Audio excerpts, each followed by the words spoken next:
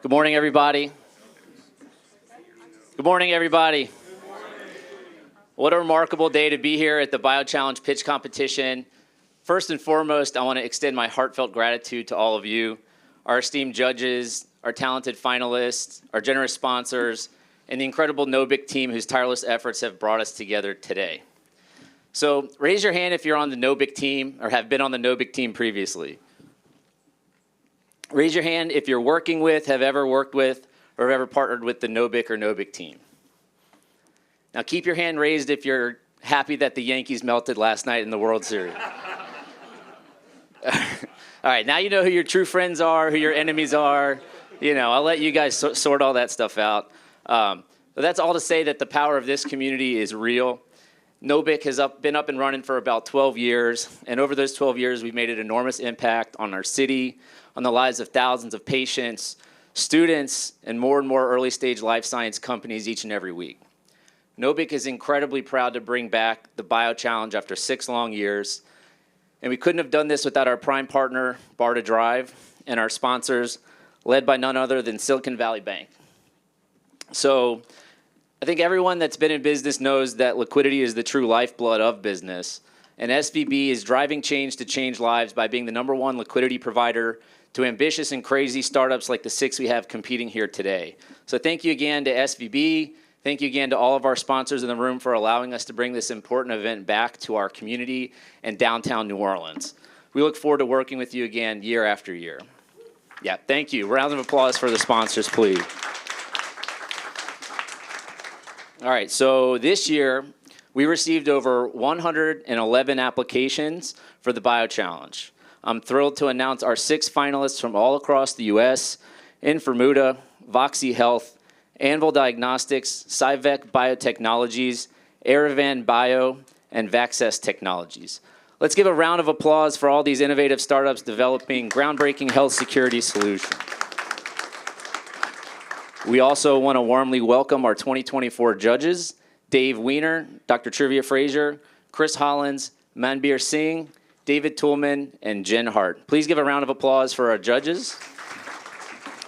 I really don't envy them at all because all of these companies are extremely top-notch. It's going to be very difficult to pick a winner, but we're excited that you're here, and we really appreciate your support. So the BioInnovation Center's mission is to empower innovators to create successful biotech companies. From providing lab suites and office space to essential programming like this, free commercialization services and grant writing support, NOBIC serves as a hub that transforms life science ideas into reality and takes these companies from the lab to the market. We've supported over 350 new companies, creating over 1,000 specialized jobs here in the community. And as you saw, many of you have worked here at the BioInnovation Center, not just as fellows, as interns, but you've worked here in the building to grow your business, and we feel blessed to be a part of your journey. We have a couple entrepreneurs here that have gone through a full cycle and recently experienced an exit, and we're proud to have them here in the center. I'll let them tell you who they are back there, and you can go hit them up for whatever you want. But we've now experienced a full cycle from inception to exit, and we're really proud of that milestone, just as this milestone bringing BioChallenge back home to New Orleans. So thank you. This year's challenge theme, Access and Equity in Health Security, is particularly important as it reminds us that everyone deserves the right to quality health care. And as we innovate and bring new solutions to market, we must ensure that they're accessible to all, regardless of socioeconomic status or geographic location. So I want to give another special thank you to our partners at BARDA Drive for their unwavering support and dedication to this cause in particular. And together we can help create a future where health security isn't a privilege, but a fundamental right for everybody. These 6 entrepreneurs in the room, these contestants are not just dreamers. These folks are problem solvers, and they're on the front line of the topic that we're talking about here today. Their breakthroughs have the potential to redefine healthcare and healthcare access. And the journey for these early-stage entrepreneurs is definitely fraught with its challenges, just like any life science or any entrepreneur, really. So why is it critical that we support them? Why is it important that we build programs like this? Why is it important that we put together a pool of $100,000 in cash without any strings attached to it and handing it over to these entrepreneurs? Well, it's because these ideas often start small And these folks are often locked in a lab, unsure of where this technology is going to end up and whether or not their time, effort, and energy was worth it to build it to this point. These folks need the nurturing to evolve their technologies into life-changing solutions. They require mentorship, funding, and resources to transition the concepts into market. And without our backing, this community, without our funding, many of these promising ideas will never see the light of day. And that's where each of us comes in, especially those here in New Orleans. Because New Orleans is uniquely positioned to not only participate, but to lead in this movement. This city has a unique history of resilience and reinvention. We've faced challenge after challenge head on, emerging stronger each and every time. And this spirit of innovation is woven into our culture, no matter where you look. We boast that this community thrives on collaborations and connections. These connections, formed often here in this facility in 1441 Canal Street, between researchers, entrepreneurs, investors, and industry leaders, create this amazing ecosystem where innovation can flourish. It's not just about building businesses, it's about creating something meaningful that leaves a lasting impact and a legacy. And this building itself is actually a physical manifestation of this vision that was thought of over 20, 25 years ago. And we're only 12 years into our story. So I urge everyone in this room, investors, partners, mentors, advocates, get involved. These entrepreneurs need your expertise. They need your resources. They need you to believe in their mission, because it often takes over a decade to get anywhere and to make an impact that you've been hoping to make since you started the company. This sector in New Orleans is ready to grow, but it needs all of us to make it happen, and I'm thankful to see many of my colleagues from across the city here at the BioInnovation Center today. So to very briefly illustrate this story and this impact, I want to share a brief anecdote of the story of Instapath. Instapath is a startup that is born out of Tulane University, the BioInnovation Center, and this very competition, the BioChallenge. Co-founded by a former NOBIC fellow and now a judge in today's event, Instapath aimed to develop a novel digital pathology tool that significantly speeds up cancer detection at the bedside. And like many early stage ventures, they faced many resource limitations in the early stage. Not to mention they were very young, hungry, and not sure exactly what they were getting into. But through NOBIC support and the support of their advisors, they secured vital partnerships, expanded their team, and advanced their technology to trials. Today, their tool is well on the way to market with the potential to save countless lives. And President Biden and the First Lady were in town just a few weeks ago to check out the technology and sing its praises. This success exemplifies what happens when vision meets opportunity and support. So that's why we're all here today, because the next breakthrough is here already waiting in this room, ready to change the world. But it's up to us to ensure that these ideas receive the support that they need to thrive. So with that, thank you again for being a part of this incredible journey.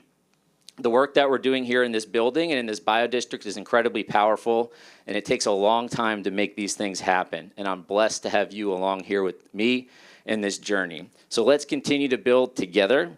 Thank you very much. It's my absolute pleasure to introduce Chris Hollins of Silicon Valley Bank, our presenting sponsor. As head of product sales strategy and design at SVB, he has been instrumental in transforming the platform solution delivery model to ensure that SVB's commercial bank clients have access to the best partners and solution across their journey. Welcome, Chris.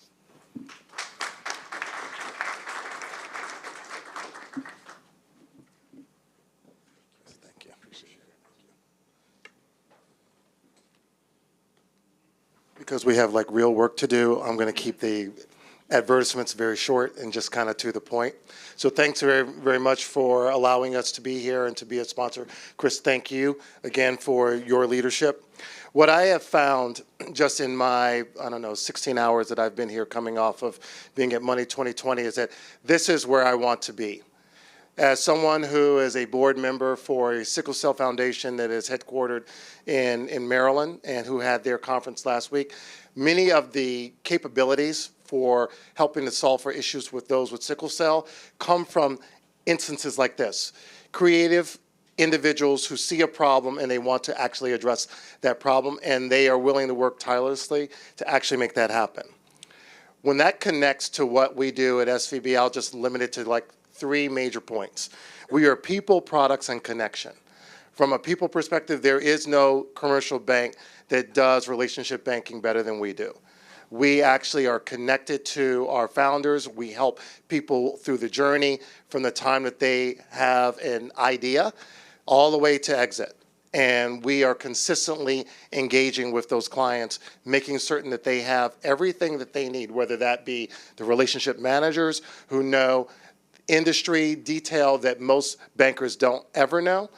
Many of them are founders themselves, or were founders themselves. Many of them were in the health tech industry, so they have a very clear understanding of how to work with individuals like yourselves. From a products perspective, we are on the digital journey to actually make it easier for you to do your business at 4:17 in the morning, because you don't always need to see our faces, as beautiful as they may be, to actually get your work done and to be able to put the banking in its proper place to help support your business, not to be another thing on your to-do list. To that point, our SVB Go digital capabilities was actually won an award this year for best design for a digital platform in cash management, specifically focused around the innovation economy. And then finally, from a network perspective, there is no bank that has this many founders, funders, all available to you as your network of support and ways to find new ideas, new opportunities to find funding. That all exists within SVB. And we have had many competitors, some of them along this street and along cross streets, who have attempted to replicate our model. They won't be able to do that because they don't have all three. And as a reminder, this is our focus. This is what we do every day. We don't focus on other parts of the economy. We have our parent company, First Citizens Bank, who does a fantastic job of that. But in SVB, we are very much focused on innovators and innovation. So with that, I want to just say thank you very much for allowing us to become the primary sponsor again. I'm happy to actually be here after 6 years of, I'll just say, a brief hiatus. And I look forward to hearing the presentations throughout the morning. Thank you.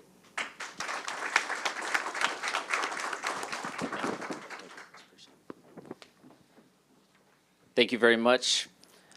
I'm honored to have Mary Larkin here with us this morning, who will present on BARDA Drive and its various initiatives. Mary is a program manager for the BARDA Accelerator Network and a toxicologist by training. Before joining BARDA, she was the co-founder and CEO of a biotechnology startup company developing bioengineered proteins to detect pathogens in a point-of-care diagnostic platform. As a founder, she's participated in an accelerator program and knows firsthand their value to early-stage innovators, particularly those who have extensive technical knowledge but little experience in growing a business. In her role with the BARDA Accelerator Network, she applies her combined experience in research and entrepreneurship to support innovators and breakthrough technologies aligned with BARDA's mission to protect global health security. Thank you very much. Welcome on stage, Mary Larkin.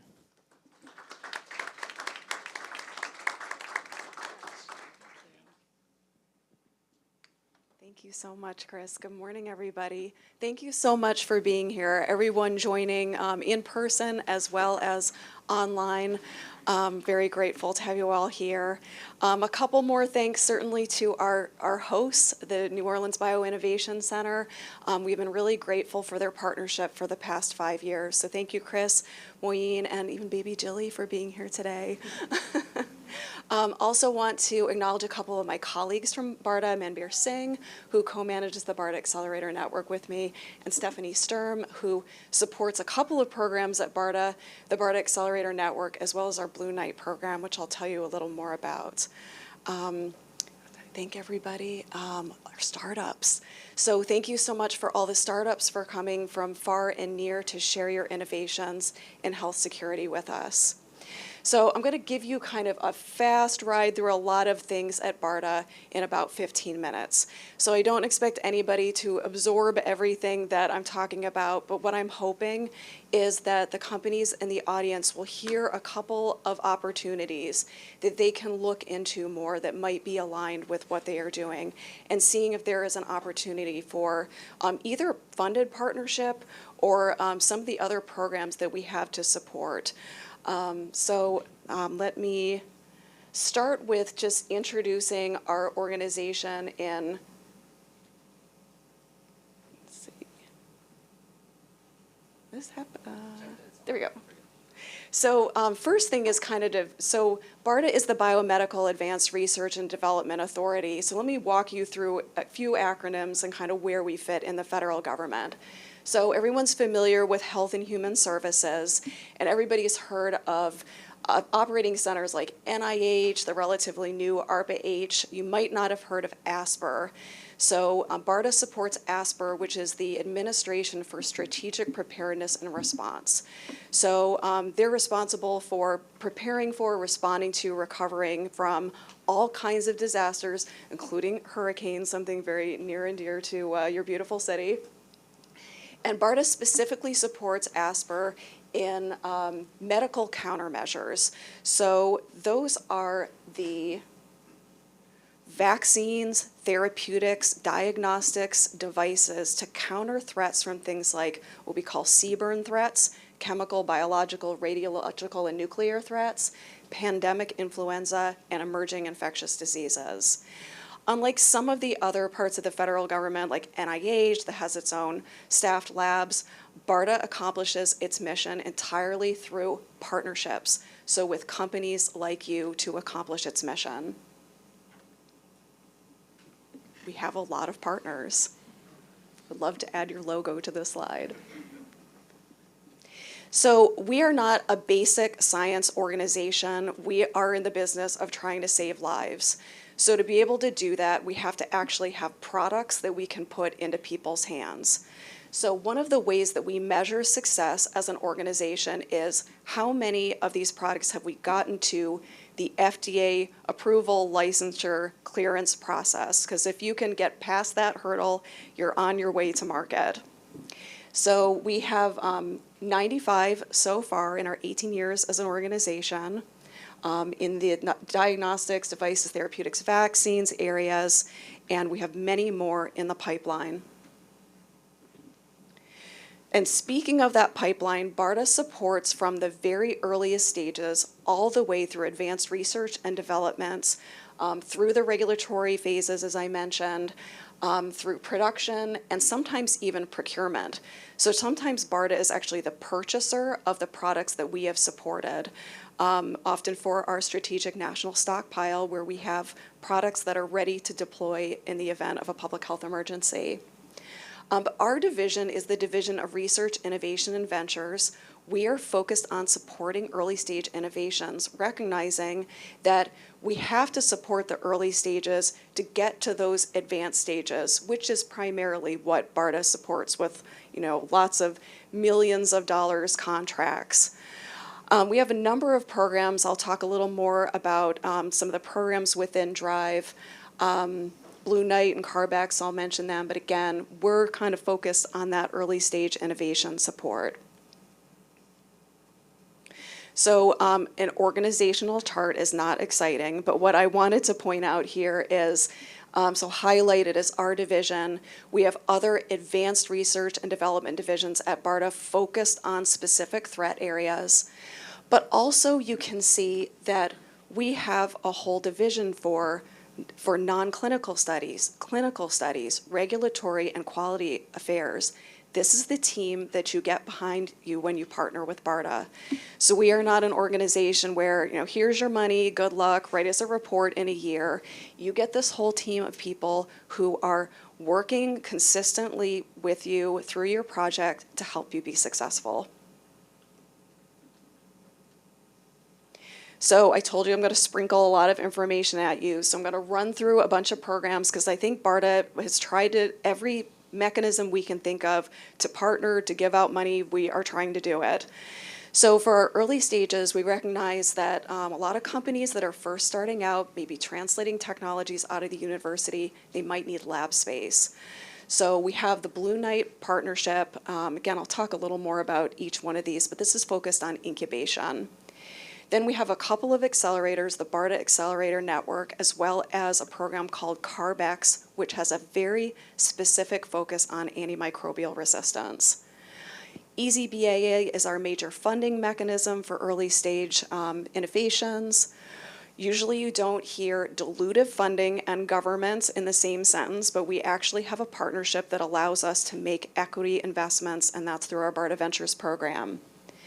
Then a couple of consortia that we have, so the Rapid Response Partnership Vehicle, or RRPV, and BioMap. The way that you engage with those programs is you apply to be a part of that consortium, and that makes you eligible to be able to apply for any solicitations that come out. RRPV is focused on medtech, vaccines, therapeutics.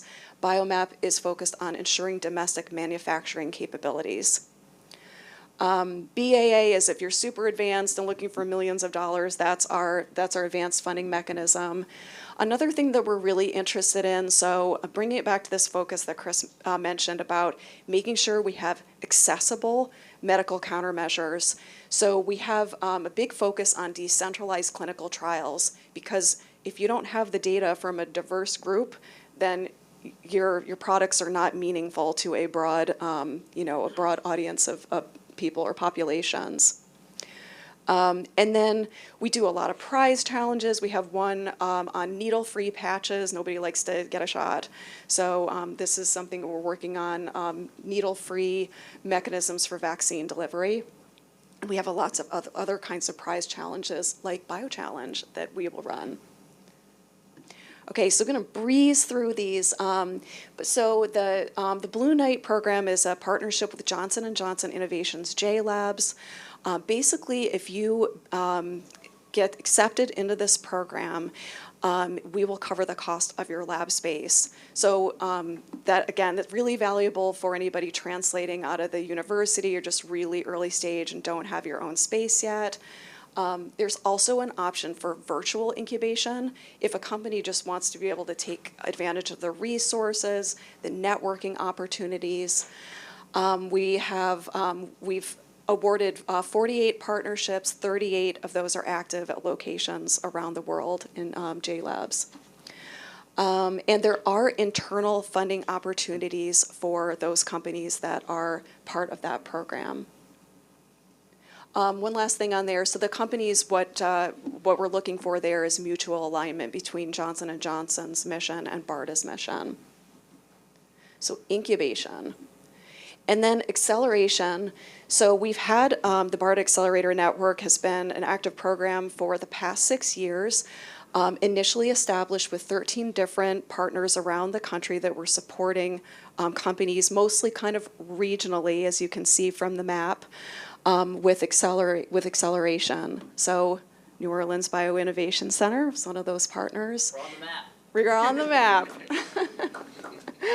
And basically what we ask them to do is, can you source those companies, find those companies innovating in our mission space, support them with acceleration, and help guide them to some of BARDA's funding and other partnership opportunities.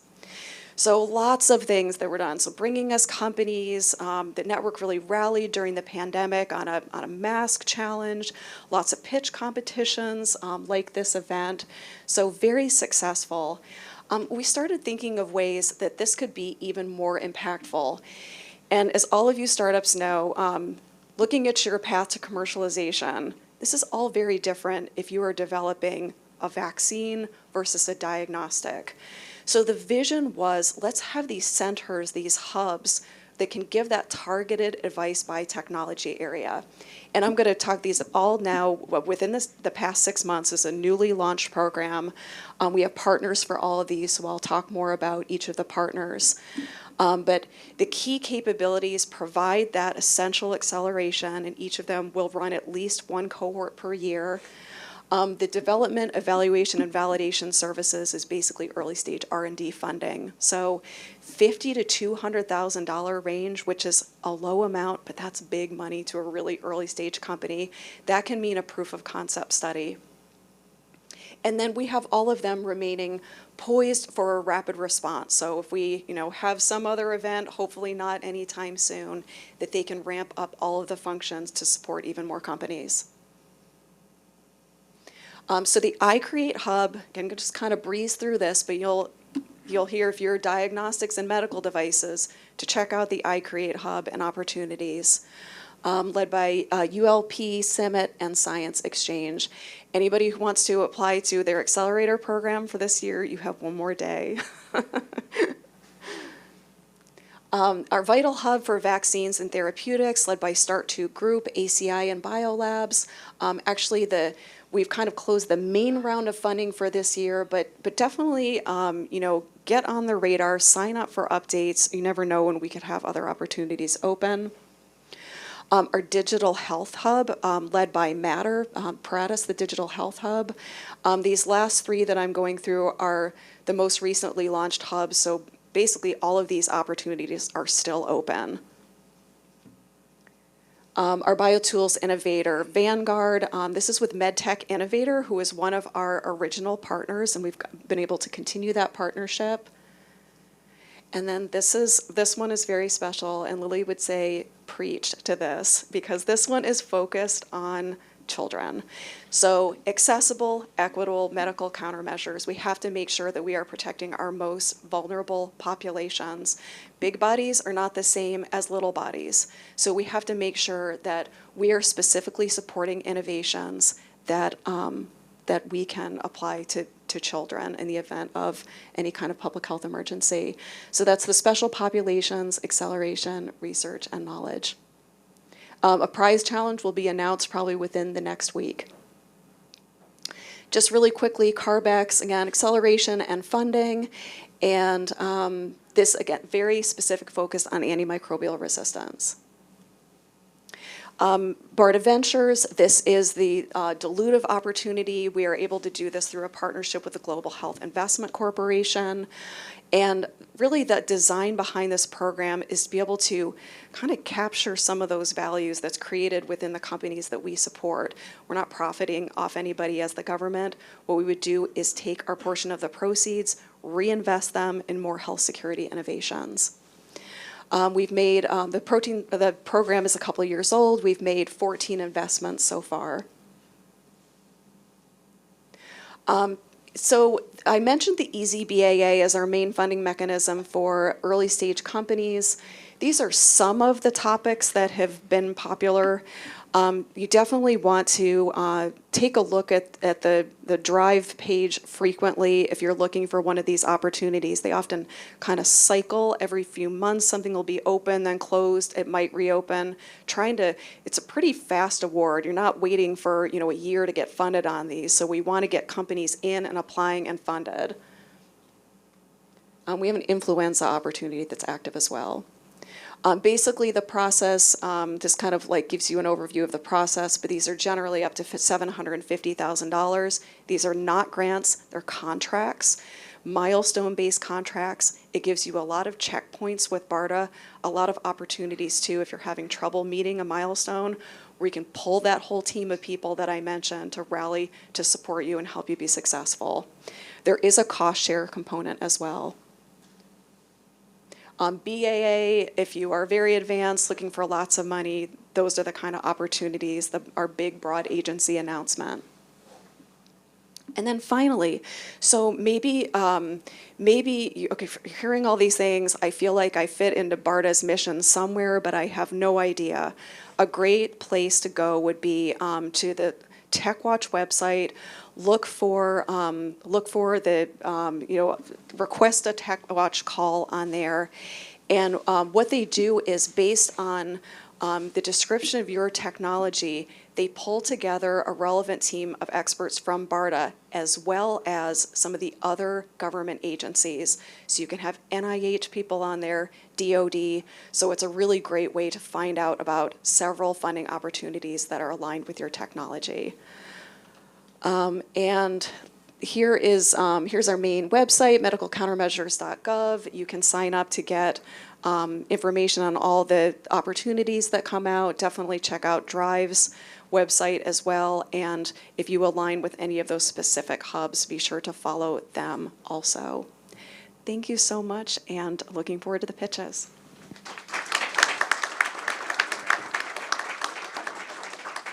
Thank you, Mary, very much. Thank you again, BARDA Drive, for all that you do. It's been really cool and really amazing to be partners with Barter Drive, and it's really been a blessing to have a kind of a first row seat into the innovative mechanisms that the federal government is putting out. And so you don't always think of the government as innovative and flexible, but they've been amazing partners, and they really are doing amazing work in terms of bringing health security solutions to the market and meeting folks where they are earlier and earlier. So without further ado, we're going to go ahead and get started with the pitch competition, what we've all been waiting for.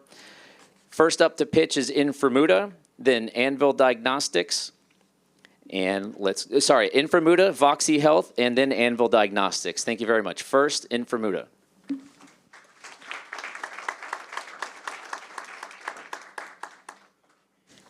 Good morning, everyone, and happy Halloween. So I'm Dr. Caitlin Hall. I'm the co-founder and CEO of Inframuda, and I'm really excited to talk to you all this morning about how we're on a mission to bring precision medicine to the way we treat the most difficult infections. So we're currently in the worst, most devastating pandemic in all of human history, and I'm not talking about COVID, I'm talking about antibiotic resistance. So the WHO predicts that 40 million people will die by 2050 if we don't do something to stop it, and already it costs the world $900 billion every single year. And really, we just don't have the proper diagnostic solutions to try to tackle this monster of a problem. So if you went to a hospital tomorrow with an infection, they would be using 150-year-old technology to try to figure out what drug to use. So they send it off to the lab, they culture it, and then they test it against different antibiotics. This is incredibly slow. It takes over 5 days to get results, and it's also been shown to be inaccurate.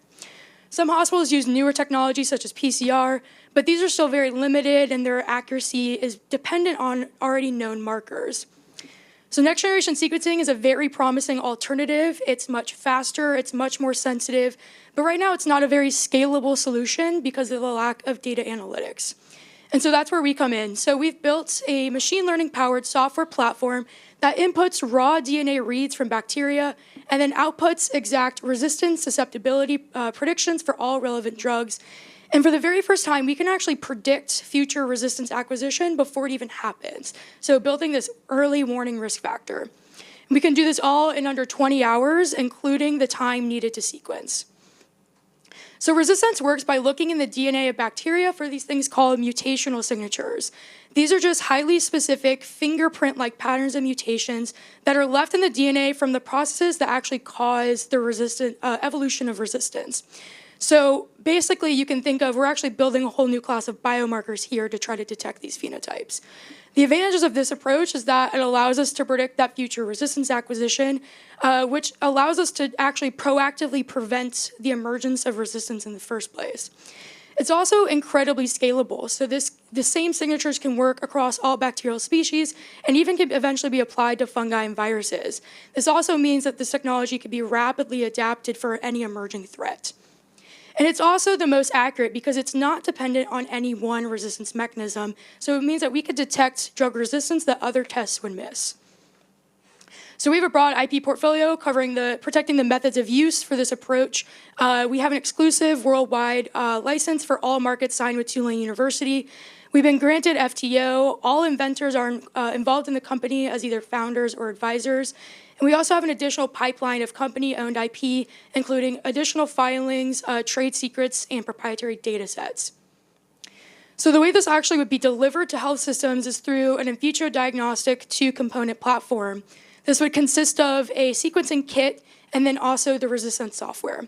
The advantages of this is that we follow a plug-and-play model, so this kit can be customized for any disease indication or any species, and it also allows that rapid turnaround time of 8 to 20 hours depending on the sequencing hardware that we use. And that's actually another huge advantage of this platform is that we could use any sequencing hardware. So this platform is compatible with both short and long-read sequencings. This has a huge advantage because it widens our market. So a lot of clinics already use Illumina short-read sequencing, but also Oxford Nanopore long-read sequencing has a huge value proposition to have it's faster, more portable, and also you can get real-time data analysis. So there's potential to actually build this as a rapid point-of-care solution. It also increases the accessibility to any low resource areas as well. So we directly align with BARDA's pathogen agnostic diagnostic initiative through our kit and sample prep methods, our user-friendly bioinformatics approach, our compatibility, flexibility with different sequencing platforms, and also that rapid turnaround time in less than 1 day. So comparing to other competing approaches, we are more accurate, we are days faster, we are uniquely flexible with different platforms, and we are the only test that can predict future resistance acquisition. We've already partnered with 5 different health systems across the US for clinical validation, and I want to highlight a couple of recent results from preclinical validation. So we've already run this on actual patient samples, 650 patient samples from all around the world, and also 6 different disease indications. And our recent prospective cohort here at Tulane Medical Center performed at 100% accuracy rate. So these partners see exactly how we would bring value to them from being both a direct revenue generator and also an immense cost saver. We plan to sell this to health systems through a hybrid revenue model approach with a low annual platform fee to increase adoptability, and then also a transactional-based price per kit. So we're specifically targeting large systems that already have sequencing hardware and sequencing capabilities, lowering that barrier to adoption.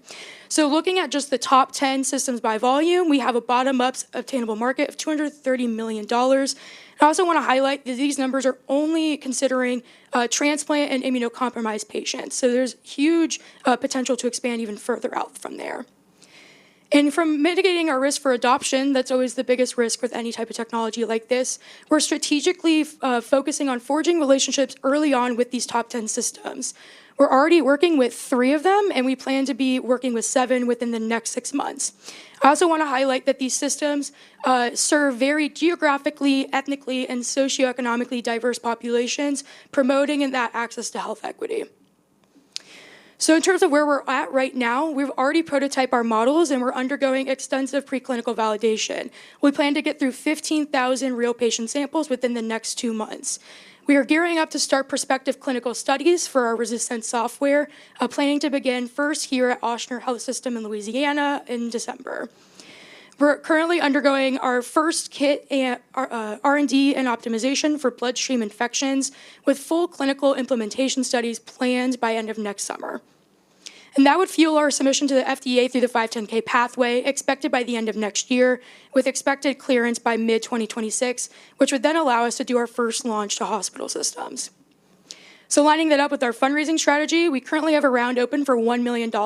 This is going to fuel getting us through that software clinical validation, our first initial prospective trials, also fuel that kit development and optimization. Triggered by successful clinical studies, we'd be raising a seed plus round for $3 million. That's going to get us all the way through clinical implementation studies and through FDA submission.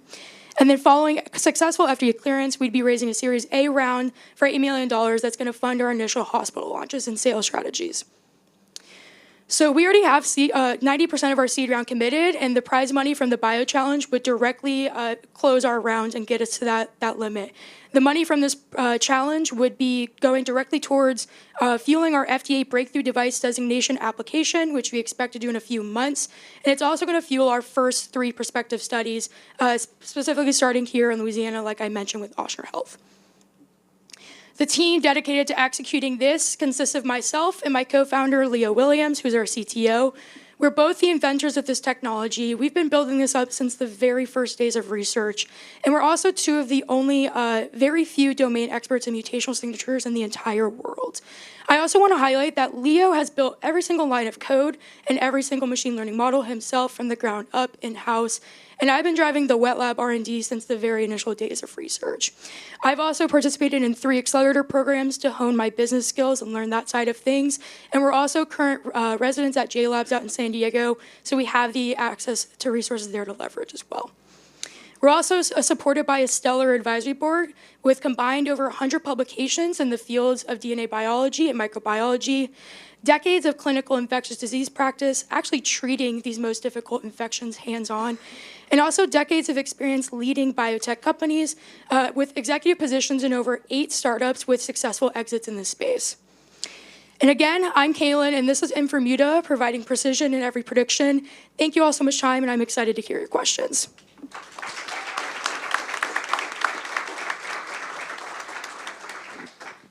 Can you hear me? One more. It might have just Okay, needed perfect. to boot up. It just like was warming up. Okay. I have a couple of related questions, so I'm just going to ask them quickly and as quick an answer as possible since we have other judges here. So you talk about accuracy. I always, when looking at diagnostics, like to understand sensitivity and specificity because that's what ties into the clinical decision making. So, where do you think your strength lies in specificity?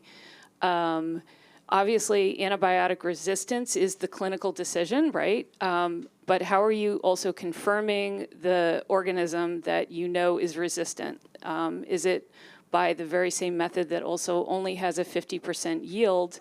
So can you answer that first? And then I have a couple of other quick questions. Yeah, absolutely. That's a fantastic question. So in terms of sensitivity for specificity, with our machine learning models and every metric that we look at, we prioritize sensitivity because we and our clinical partners believe that it's way more devastating to miss drug resistance than to potentially overdiagnose. But we, of course, are prioritizing both because we also want to promote antibiotic stewardship. So both are very important, but that's kind of our approach to it. In terms of how we, what's our ground truth, right, is what you're asking. So we do both. We compare it to culture-based antibiotic susceptibility testing that's actually done in the hospital lab because that's what they use now. That is technically the gold standard. But we also track actual clinical outcomes. So looking at treatment failure rates, readmission rates, mortality, because that's what we think is really important. We want this to be prognostic of clinical success, not necessarily how bacteria behave on a Right, test so tube. you're also trying to then catch earlier resistance to broad spectrum because if they suspect sepsis, they're treating with broad spectrum anyway in the first place. Yeah, absolutely. And I Okay. think the point too of the clinical utility of this is to have a more targeted approach, not just Right. blast patients with multiple broad spectrum And then how are you antibiotics. monitoring mutational signatures and drift in regions? They can differ. So populations of bacteria can differ for the same exact organism in one city versus another.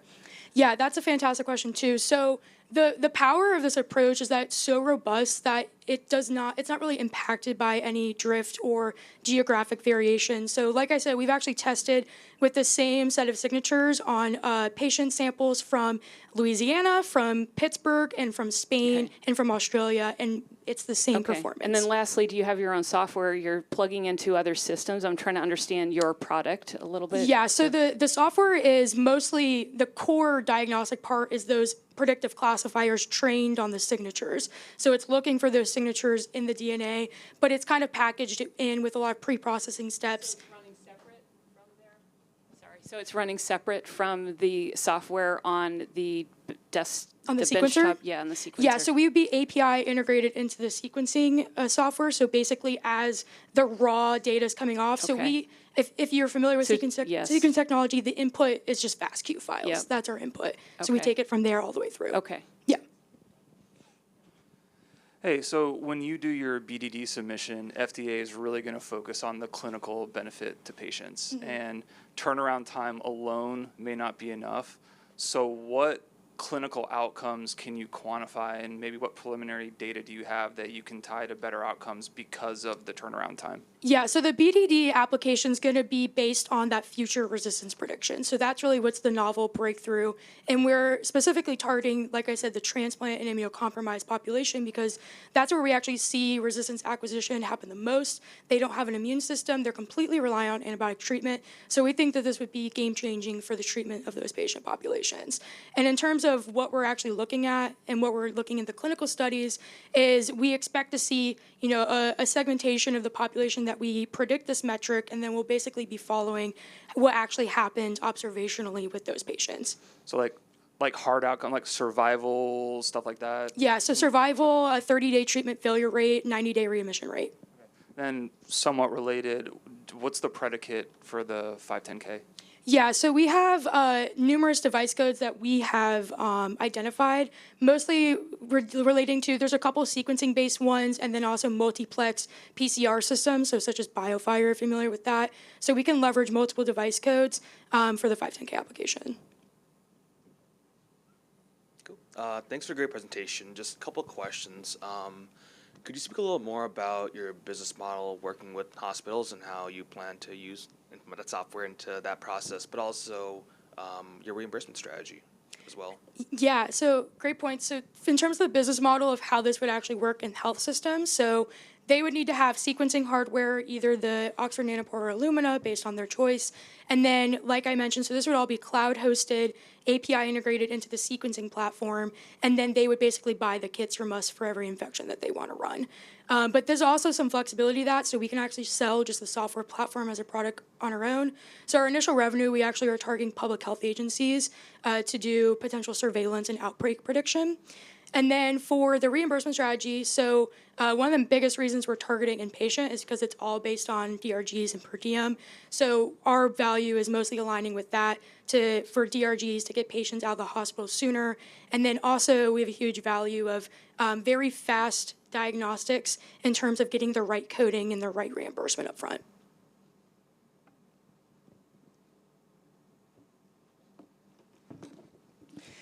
Fantastic presentation.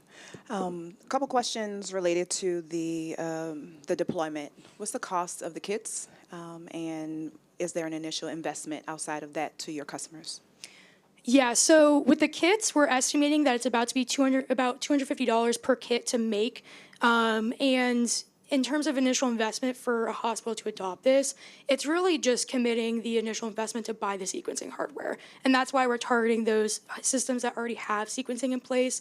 A lot of big systems already have sequencing and they use it for clinical diagnostics, a lot of times for oncology. So it's basically just them kind of diverting the resources for this.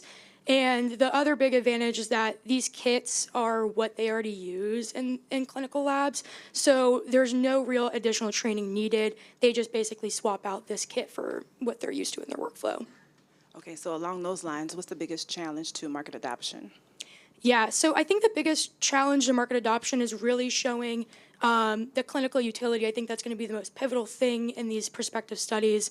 So a lot of things that I get asked is, with this future resistance prediction, what do they do now with it? How is that useful? So a good chunk of my PhD was actually identifying potential treatment options for those infections that we predict resistance. So that's something that we're strategically designing in those clinical studies to get some actual patient data on that. We're also looking to do partnering with pharma to build up this as a potential companion diagnostic. Okay, awesome. Last question. What's the target exit and how do you get there? Yeah, absolutely. So I think the biggest inflection point is going to be either right before or right after FDA clearance. And we're targeting both sequencing hardware companies such as Illumina. So Illumina has participated in M&As in this space. They acquired ID by DNA for $250 million a few years ago, and they were actually pre-FDA. So, and then also once we get through FDA, that's definitely going to be a big trigger point for potential acquisition, targeting other diagnostics like Roche or bioMérieux. Good work. In your development pathway, is there an aha moment? At what point there do you learn something that increases your probability of overall success? Yeah, I think so. The biggest thing is going to be the proper design of these prospective observational studies so we can get as much clinical utility information as possible. So actually taking this from, the lab into patients, and we've had good results with the retrospective studies, but something that's going to be really interesting and will drive everything downstream is we're going to be doing time point studies for that future resistance prediction. So seeing when does this actually happen in patients. So in the lab, it happens in about a day, but does that actually correlate the same in patients, or is it more a couple weeks or 30 days? All is very useful information, but it will dictate the actual commercialization strategy down the line.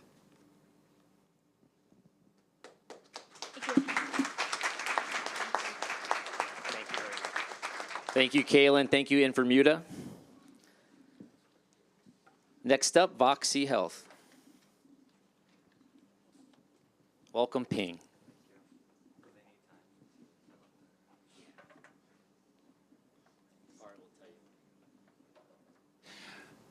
Hi everybody, Ping, CEO of Voxy Health, and we have developed a threat-agnostic diagnostic platform for health security. This is a technology that I licensed exclusively from University of Minnesota and Boston Scientific 2 years ago and formed this company.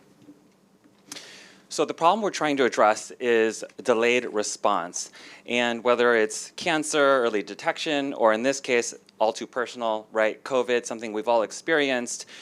It took about a year to get production level diagnostics in the home. If you remember the early days of taking days to get your information or if you were positive, a year into COVID, 2.3 million lives were already lost. And when you look back over the last 3 years, it's actually over 7 million today.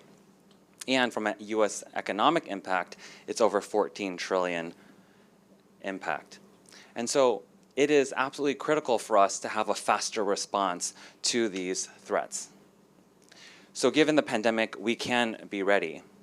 But when we look at the last 100 years, you can see the number of infectious diseases that have occurred, and it's not slowing down. So it's really, we better be ready.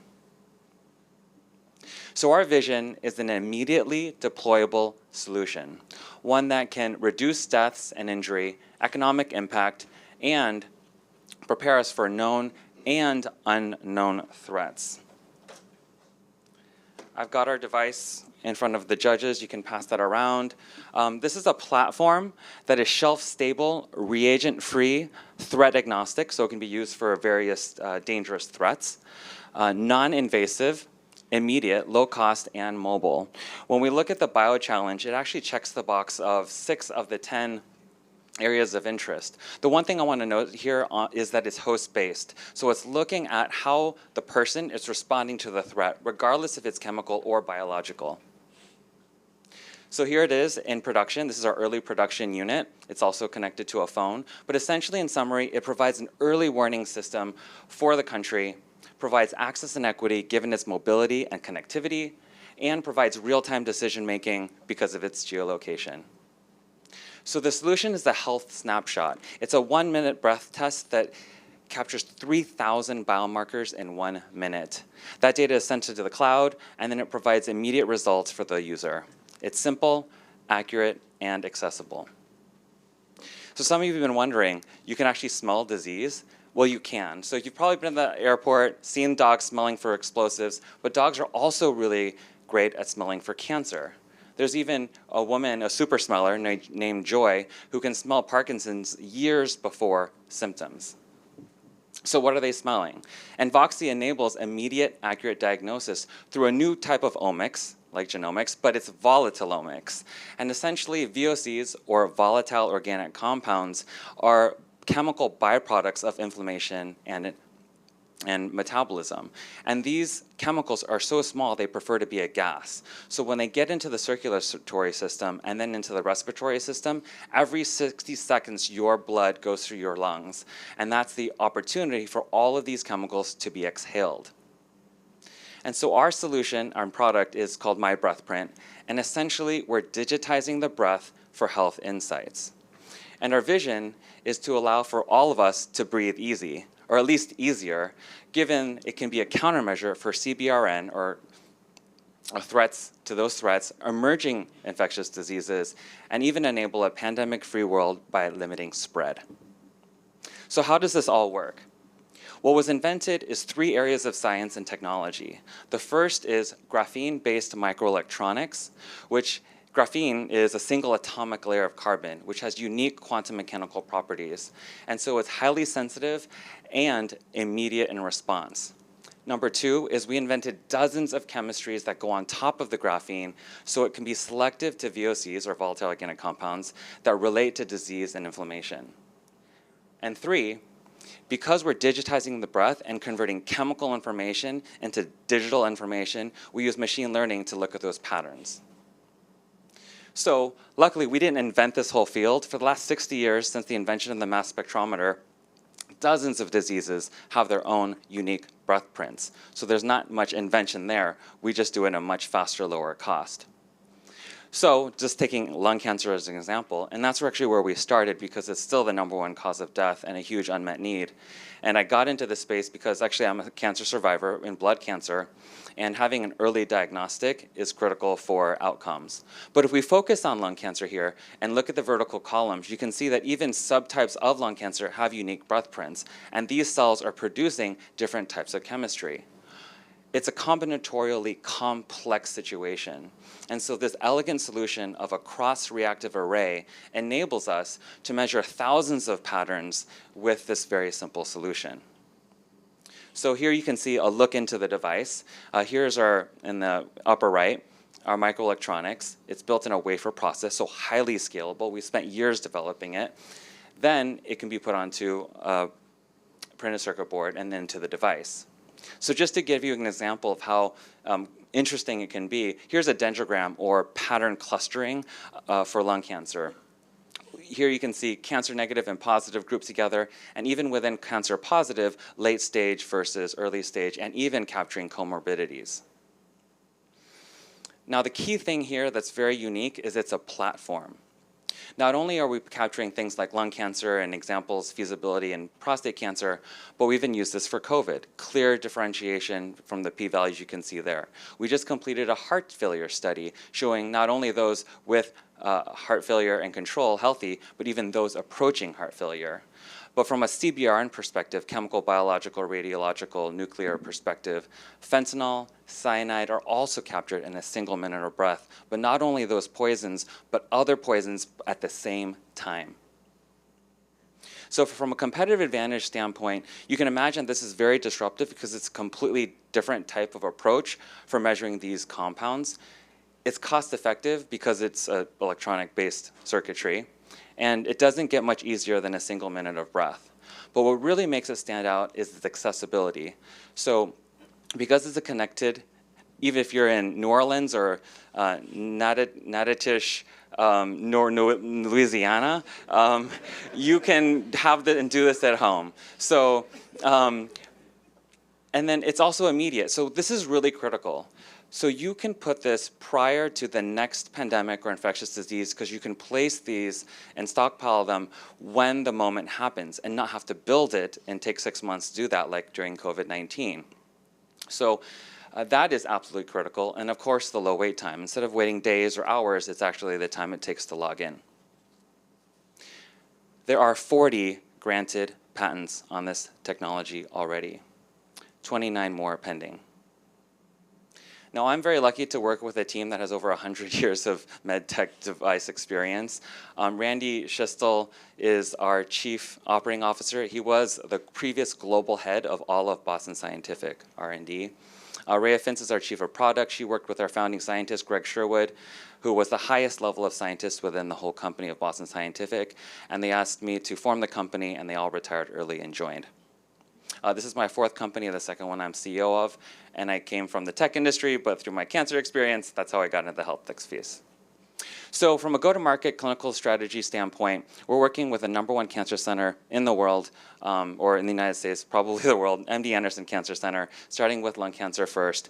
But our goal is to go now in parallel with CBR and related use cases, and hopefully continue our work with Colorado University, but hopefully with BARDA, and get guidance with them on regulatory clinical pathways. Here's our use of proceeds. Over the years, I raised $6.5 million a year and a half ago to get us into the small form factor there where we are today. If we were to be lucky to be awarded the BioChallenge, there is a smaller unit with the judges and we'll probably build the mobile version of this for civilian use. So it's not just on our Google Pixel phone. And we've also worked with Congress to actually put into the 2025 DoD budget a non-invasive platform for unknown threats. So there's $5 million in the FY25 budget that we'll be bidding for next year. So as you can imagine, this is a de-risked. We've done 3 RB clinical studies and well-published. Markets that you can imagine are massive. World-class partners that got us into early production, an industry team that's done dozens of products to market, and 40 granted patents. So thank you so much to NOBIC, the sponsors, for making this possible. Hopefully, as this technology gets to market, it allows us to at least breathe easy, or at least easier. Thank you very much.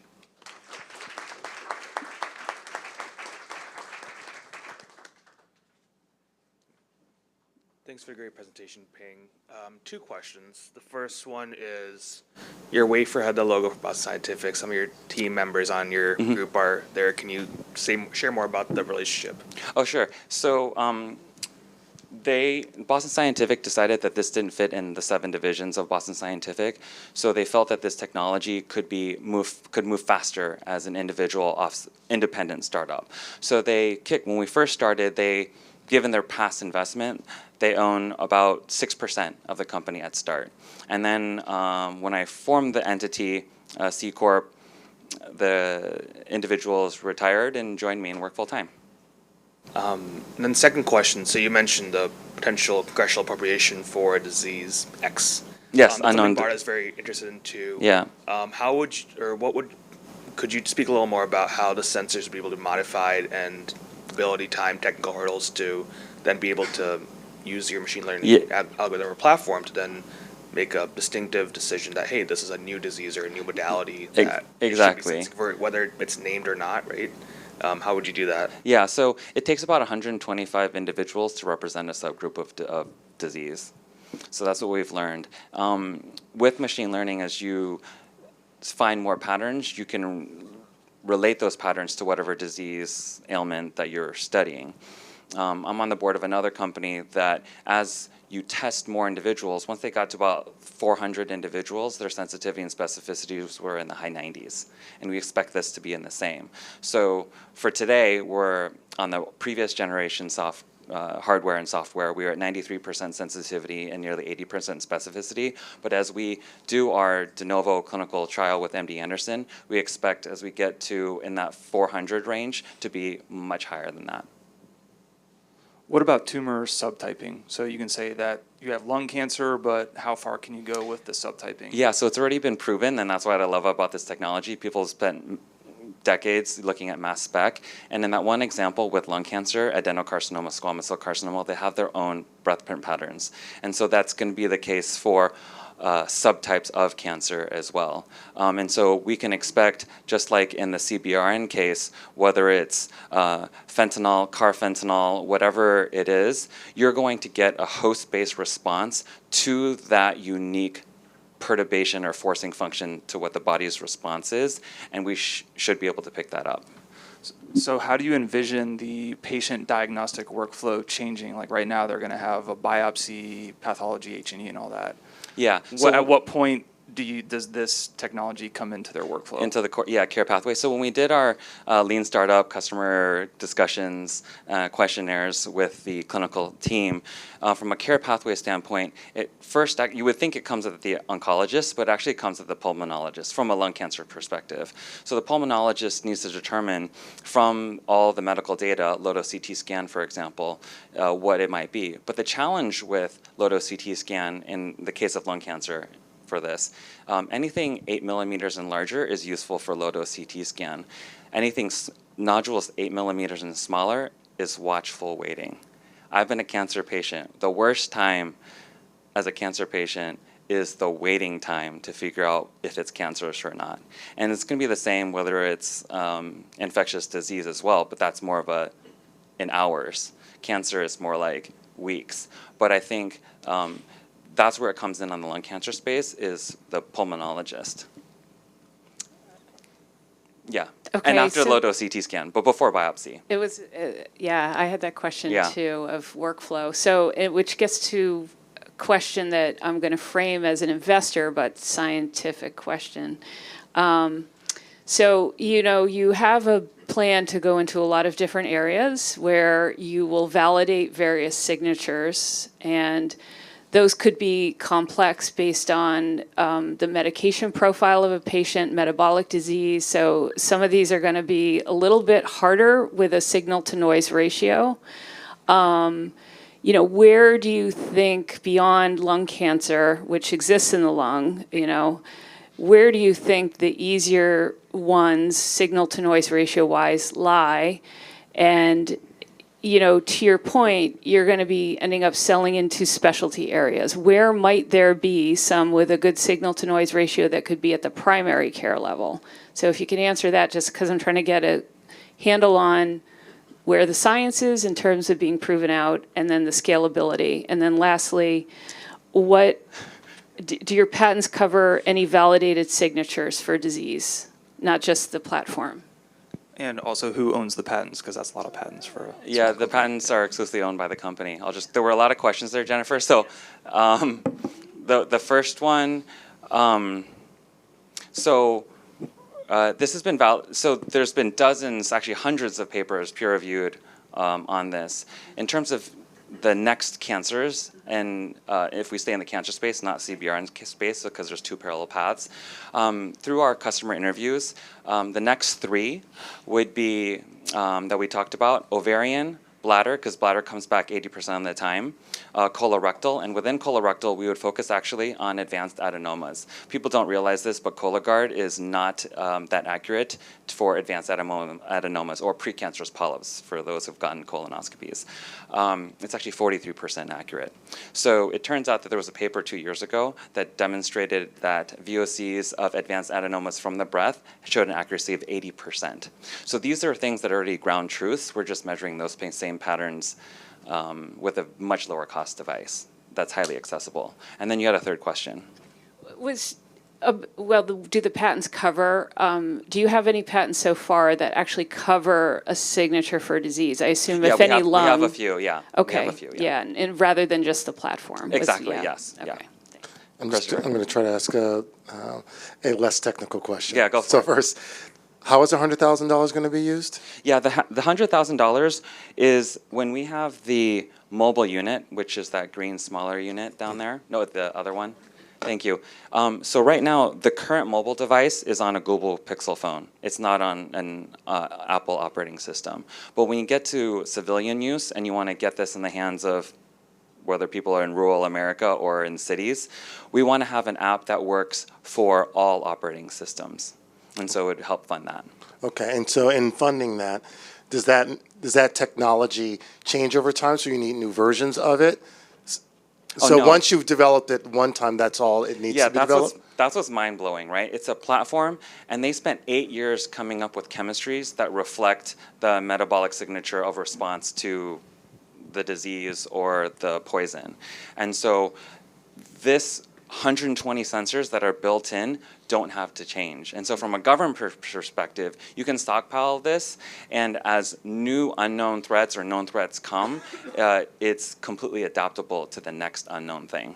Okay, and then I'm going to ask you an even simpler question. How would this be utilized in something as straightforward as pneumonia? Because the pneumonia process actually takes multiple days. Yeah, I think, I'm not a pneumonia expert, I'm actually a nanotechnologist engineer, but I would say that we would work with the key opinion leaders of those that understand pneumonia and its different comorbidities and drugs that are used, like Jennifer's comment before, and be able to be a triage device, just measure lots of people, hundreds, to then be able to bin them. Because in that dendrogram example, we might not know that this group of clustered patterns is what, but when we work with a clinician, we'll be able to then link the clinical data with our volatilomic data. David? We'll go back to biological threats. So you Yes. still have the same sensors. What is the R&D cycle to understand what the profile would look like? In other words, if we have a new infectious threat, how long would it take you to get the signature to then deploy the device? Yeah, I would expect it would take several hundred people. And so I would deploy it because of the unique clinical aspect of this. It's unknown.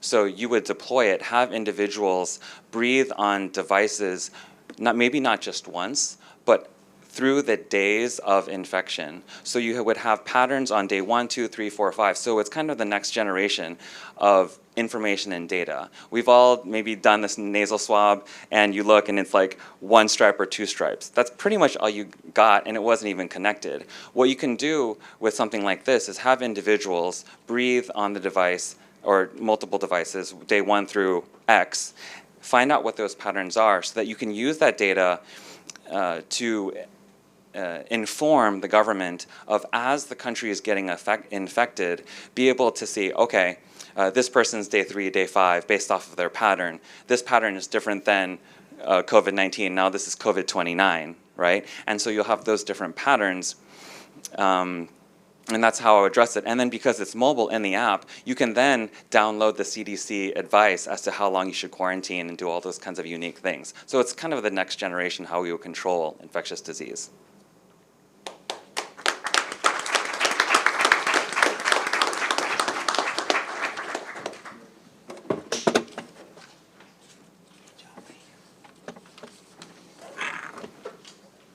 Thank you, Ping. Next up, Pavan and Anvil Diagnostics. And then right after this, we'll take a little bit of a networking break, bio break, and welcome you back. So without further ado, Pavan. Thanks, Chris.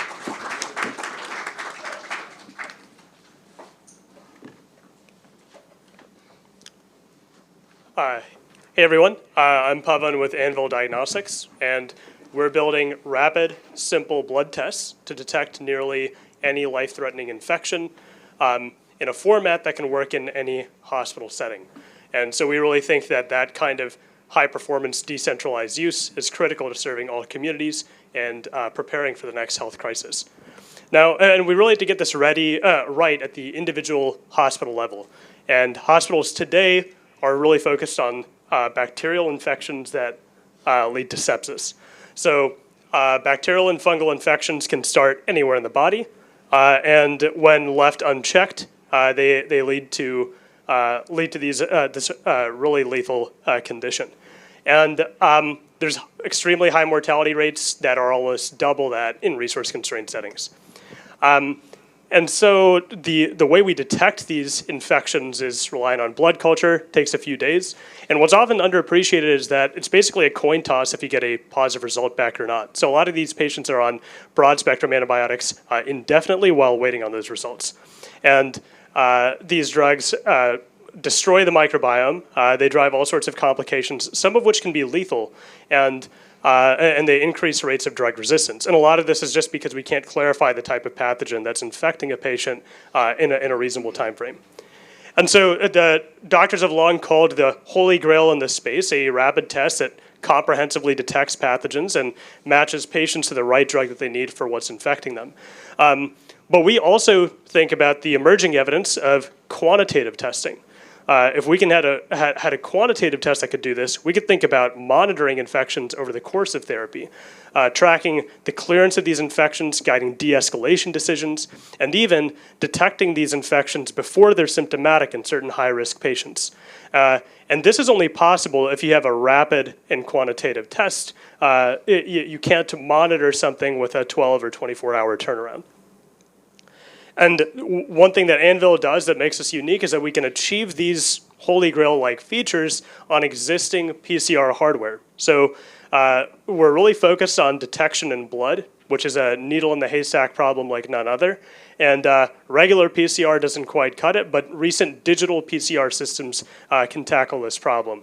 They count single molecules of target genes, and multiple global brands have hardware platforms on the market that we can build on. And what Anvil does is we bring platform-agnostic DNA sensors and signal processing software to untangle pathogen signatures from these systems. Basically, what we do is we mine sequencing data, we figure out what keywords of DNA that we want to detect, and then we look for patterns of those keywords across about 100,000 measurements per sample to untangle what's in the sample.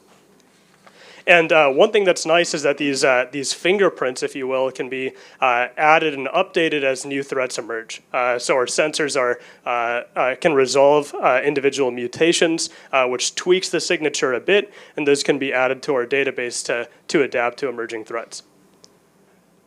And when we look, essentially what we do from in a competitive standpoint is capture the benefits of DNA sequencing with the practical upside of PCR. We're really challenging the limits of what PCR can achieve because we all saw how well it can scale and serve a global crisis such as during COVID. We get high performance results fast and affordably, and we're actually less prone to false positives than the current sequencing leader in this space. And when we look at our emerging competitive landscape and direct from blood testing, the things that make us unique are this ability to quantify pathogen loads in DNA. So we'll be the only company that can routinely track these infections and go beyond just the acute diagnostic problem. Also, because we build on existing hardware, we have unusually low barriers to entry as we look to get into this space. And our big vision is, having is kind of creating a new analog for what we did during COVID. As soon as we have the sequence of a new pathogen, it's pretty straightforward to develop a new targeted rapid diagnostic, but there are a couple of key limitations. Our current tests, such as the way PCR works today, it doesn't adapt well to new strains. And we actually saw about 3/4 of COVID patients getting put on antibiotics when they would go to a hospital because we worry about bacterial and fungal co-infections. And so we really need tests that can exponentially cover pathogens of relevance, that can adapt to new strains in real time, and can be rapidly decentralized with the way that it's platform agnostic to whatever digital PCRs are available. So now let's talk about where we're focusing. We think the big opportunities in this space are in sepsis and pneumonia. That's where we think direct from blood testing can really add a lot of value. And we're zooming into an initial market in immunocompromised patients with pneumonia. And part of the reason is that culture fails about 90% of the time for these patients, at least blood cultures. And when a blood culture fails, the next step is to get a sample from the lung, which is really invasive. A lot of patients can't sustain a bronchoscopy, and you still have to culture that lung sample and wait days to weeks. So a rapid, non-invasive test that can capture a similar rate of these infections and leads to a hard money, direct value proposition to the hospital on just avoiding these procedures alone. And that's on top of the clinical benefits of getting patients on the right treatment much earlier. And I really wish I invented this value proposition. We're actually fast followers to the Carius test in this space.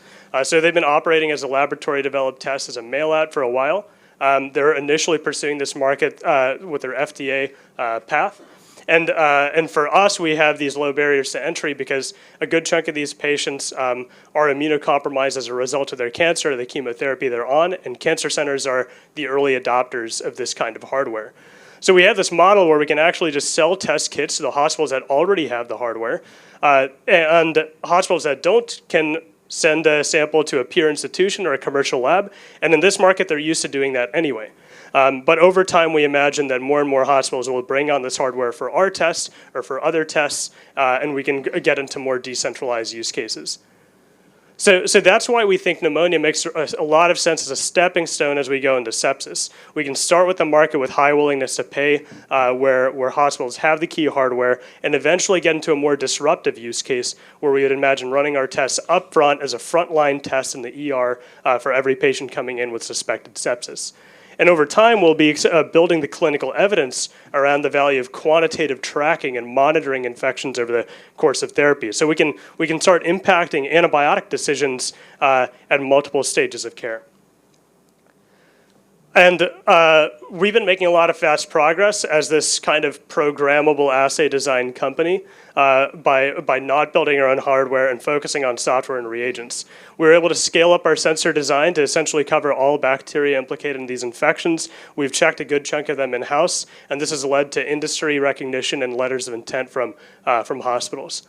As we look to the next few years, the immediate next step is to engage a regulatory consultant and get our FDA pre-submission meeting, and to expand our pathogen coverage to include fungi as well. Both of those are going to be really critical for our first milestone that we want to target in our seed round, which is a clinical pilot with the University of Washington. UW is an undisputed KOL in this space. Hospitals all over the country send them samples today for infections that they can't diagnose in-house. So it fits right into the same kind of narrative of our beachhead opportunity, and frankly, UW gave us the idea of this market when they got excited about our general capabilities.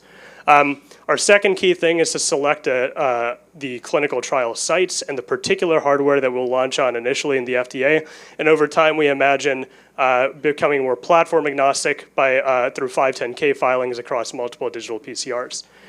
And all of this is, of course, on top of our general goals to expand into sepsis and to add panel elements to our assay menu. So I've invented this original technology at Rice University, so I was based in Houston until recently, and I've been speaking to stakeholders for the last several years. And I'm joined by Brittany, who who's led a very similar process of going from R&D to formal clinical trials at a comparable diagnostic startup in the past. And Eric leads our bench R&D and has who actually knows what bacteria are and how to grow them in the lab. And but we know that we need to have long-term commercial insights, so we're guided by clinical advisors and commercial advisors who've brought similar technologies to market. I want to highlight one of our advisors was the former COO of T2 Biosystems, which is the only company to get an FDA-cleared direct from blood pathogen test for this kind of use case. So we get all sorts of market insights on how to drive adoption here. Anyway, it's a real honor to be here at the BioChallenge here in New Orleans. I want to thank you all for the opportunity, and happy to take any questions. Thanks.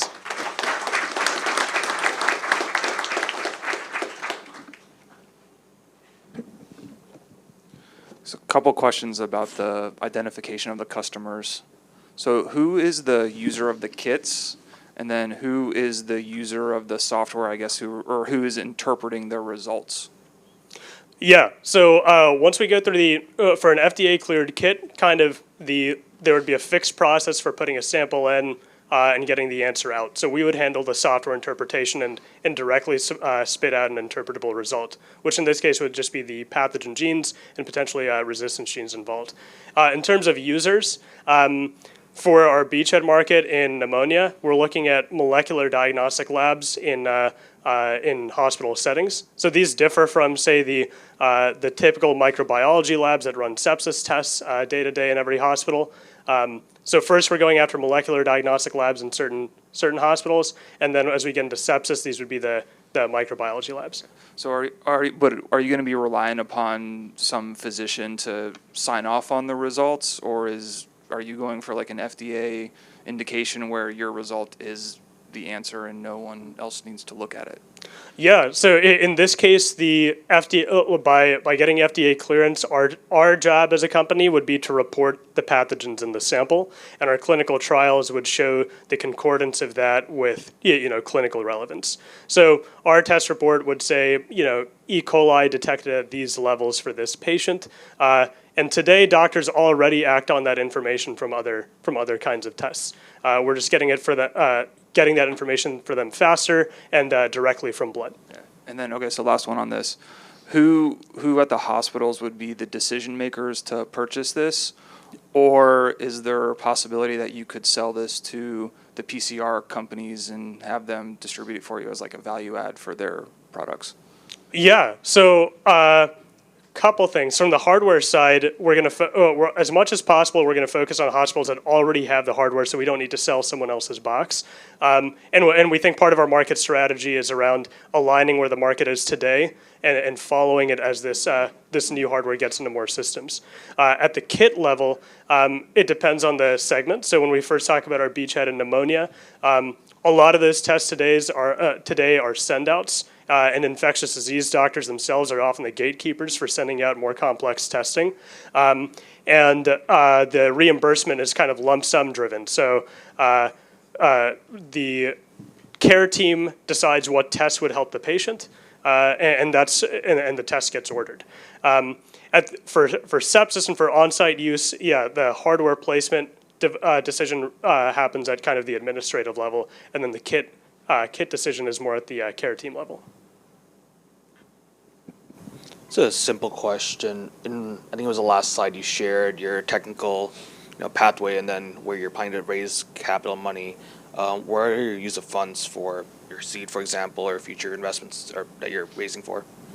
Yeah, so most of our focus is really on basically aligning all the next steps to make sure that in our Series A we know exactly how we're going to do our clinical trials.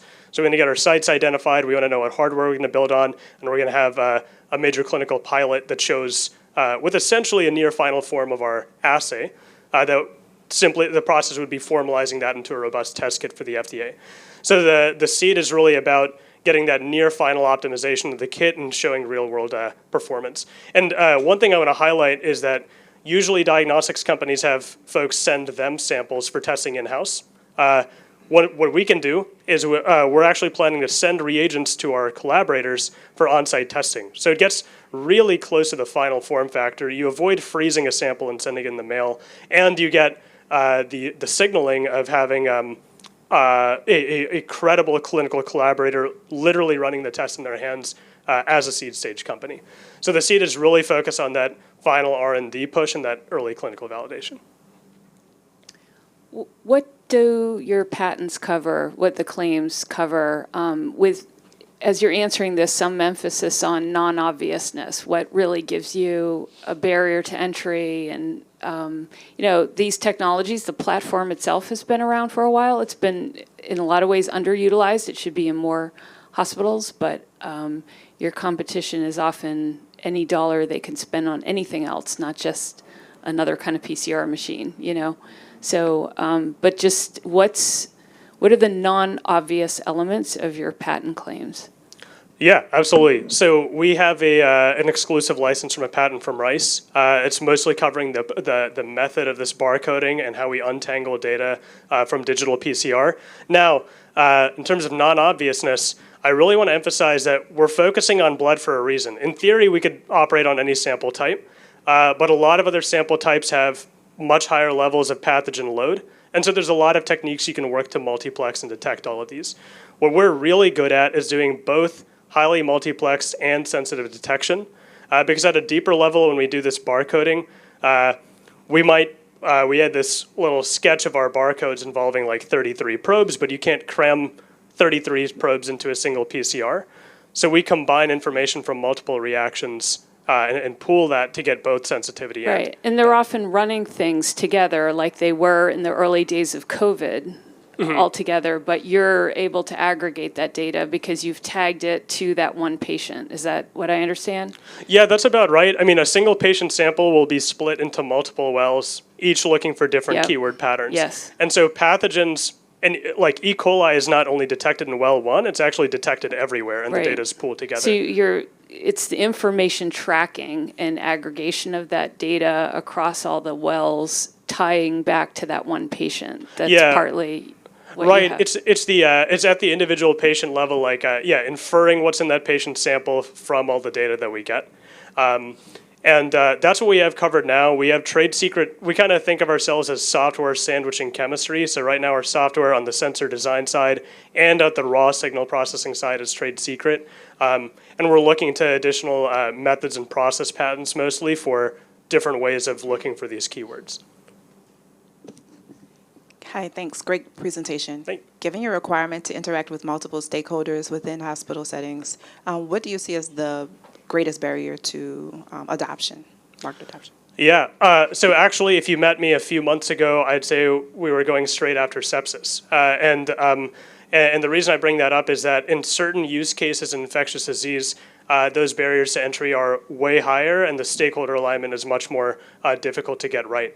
So when you're proposing a test to be run up front for every patient coming into the ER, in a sepsis, in a patient population that can die literally within hours to days, the burden of proof is really high, and selling custom boxes to hospitals is really high, so you need to get the lab involved, the administration involved, et cetera. And you need to have the clinical evidence to convince them that you're going to drive an economic value. What we really like about our beachhead, and what kind of what surprised us, was that the decision to order the test happens at the infectious disease doctor level. And there's an existing framework for ordering tests that are more expensive and slower than ours for a very similar use case. And so if we focus in this beachhead of really just convincing the infectious disease docs that our test is worthwhile, that barrier to entry is a lot smaller. Because a lot of the hospitals have the hardware already. We're not trying to sell them a $200,000 box that only works with our test. They have multiple incentives to get this PCR hardware. Lots of assay developers the digital PCR is kind of like an iPhone, and we've got a cool app, right? So all of these things reduce our initial barrier to entry and help us generate evidence that we think will get us over that burden of proof level for more complex patient populations.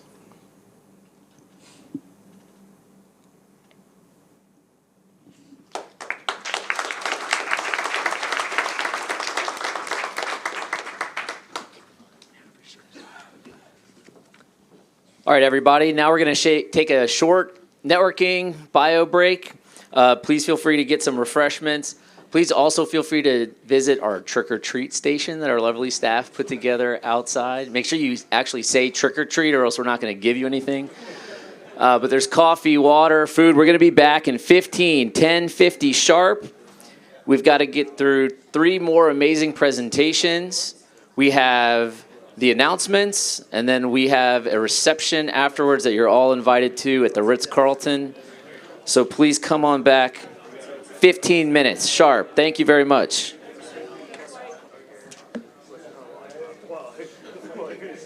Okay, everybody, hope you had time to get something to eat, get something to drink, use the restroom. We're going to get started in just a few minutes as folks arrive back into the conference room. Just want to take a minute again to say thank you for being here. Also to give a little bit of insight as to what to expect moving forward. We're going to have 3 more finalist presentations and Q&A. We're going to go back and let the judges deliberate. Good luck. And then we're going to come out and make our announcements. After that, we're going to have an amazing, lot of fun. The weather's held up for us, so we're going to have a second line celebration from here down to the Ritz-Carlton where our champagne toast will be and our winner's reception will be.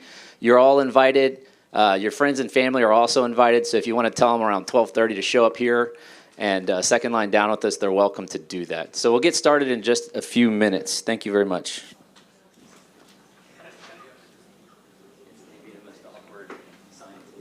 Okie dokie. Welcome back, everybody. We will resume our pitches now. Up next is BioChallenge Biotechnologies. Welcome to the stage, Lindsay.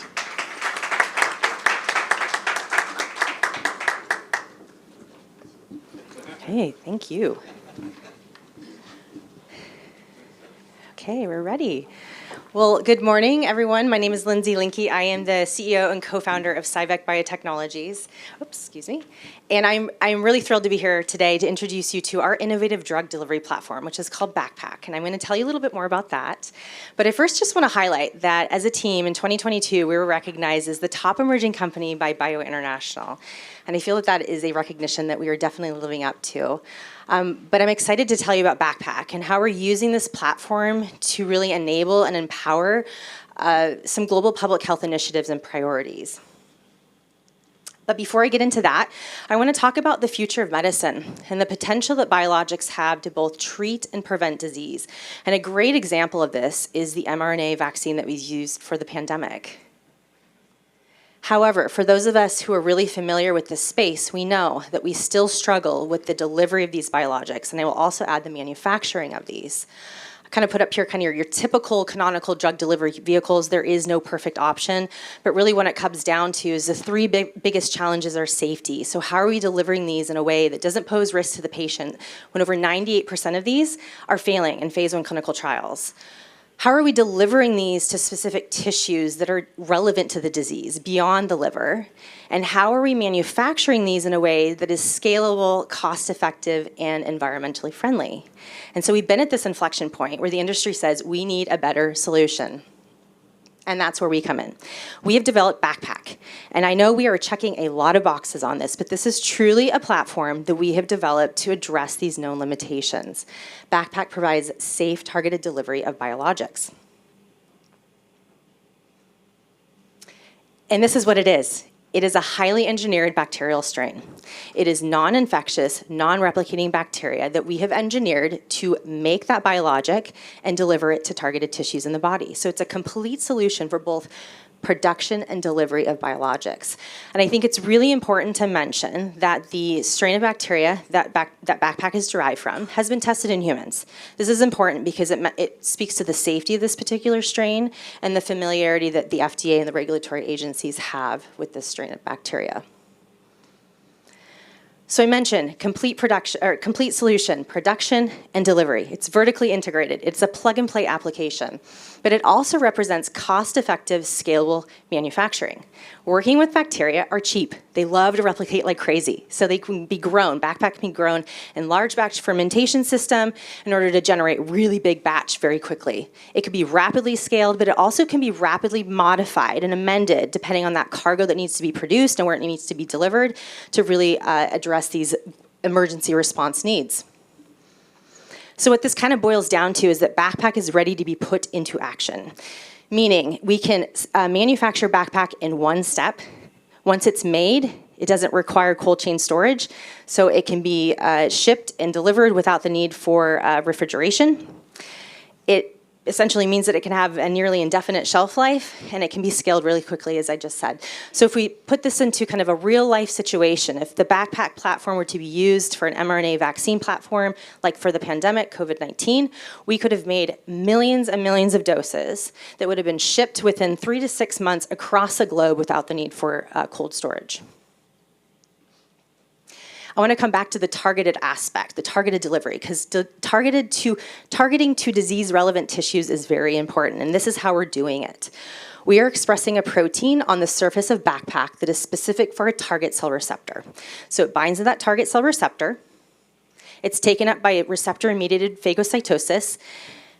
And then I mentioned, it's non-replicating, non-infectious. It is just a vehicle that gets in, it's going to lyse, release that cargo, and it's going to go on and have that therapeutic effect. And this is really important because it means that we are able to target disease-relevant tissues. So on the left, I'm showing you examples of how we can dose backpack locally. So for example, we can aerosolize it into the lungs if we wanted to use it for respiratory infections. It can be intramuscularly injected for an mRNA vaccine application. We can do eye drop, oral down into the GI tract. So a lot of options there, but we can also do systemic dosing to target an even wider range of different tissues. So for example, the pancreas, the colon, the spleen, the liver, even the brain. We've shown remarkable versatility in the types of cargo that backpack can produce. So this is an example of the cargo that we're working with.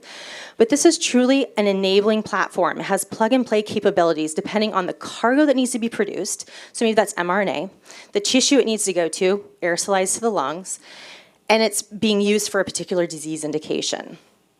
And so I'm going to walk you through some different ways that we are applying with our own first-in-class therapeutic pipeline and using backpack to address some of the world's biggest global health priorities. And we're starting with influenza. So this is an siRNA antiviral. It's called CyVec IAV. This is broad spectrum. So it's targeting over 10,000 type A influenza viruses. We're seeing remarkable, really robust efficacy in it being able to prevent viral replication. And so what CyVec IAV represents is fast-acting, cost-effective, universal protection against seasonal and pandemic flu. But we're also focused on cancer. So we're using this as an mRNA cancer therapy. And specifically an asset called SVC-KRAB, which is a powerful cancer biologic. This is exciting because not only are we seeing really robust 80% reduction in tumor volumes, but this is a therapeutic that targets 20 different cancer types that harbor the KRAS mutation, a really prevalent and very difficult target. So SVC-KRAB represents a globally accessible therapy to treat some of the most common cancers with poor prognosis. And another way that we're using backpack is as a protein degrader anti-infective. And so in this particular application, we're engineering backpack to make a VHH, so a single domain antibody that is delivered to the targeted tissue. It is targeting a pathogenic protein. That targeting triggers it for degradation. So this is a way that we're using backpack as an anti-infective for fungal, bacterial, or viral pathogenic threats. We have put so much time and energy as a team into developing a really robust and strong data package, specifically focused on safety. But what we're really interested in is some new guidelines by FDA that could designate backpack as a platform technology, and that's really going to give it that plug-and-play application. And I would definitely be remiss if I didn't at least touch on the safety, because I know you're thinking, wow, you're using live bacteria and putting that in, how is that possible? We are checking a lot of boxes. We have demonstrated that we can repeatedly dose backpack and it remains efficacious. It is not cleared through the liver, so it eliminates that risk for toxicity. And I think probably most importantly, it is safe and compatible with the mammalian immune system. It's highly engineered to be that way, but when it's delivered systemically, for example, it's not inducing and activating an immune response. Not surprising that there's a lot of big opportunity in this space, a lot of big deals, partnerships happening in the drug delivery space.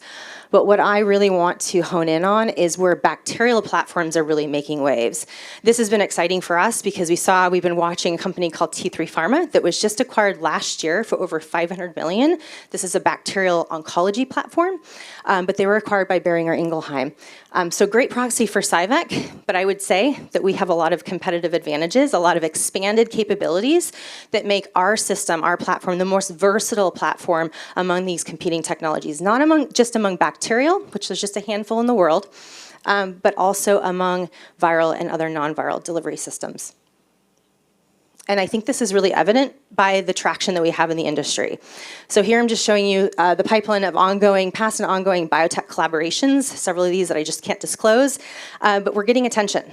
Groups that want to work with us, look at how Backpack could enable their pipeline development.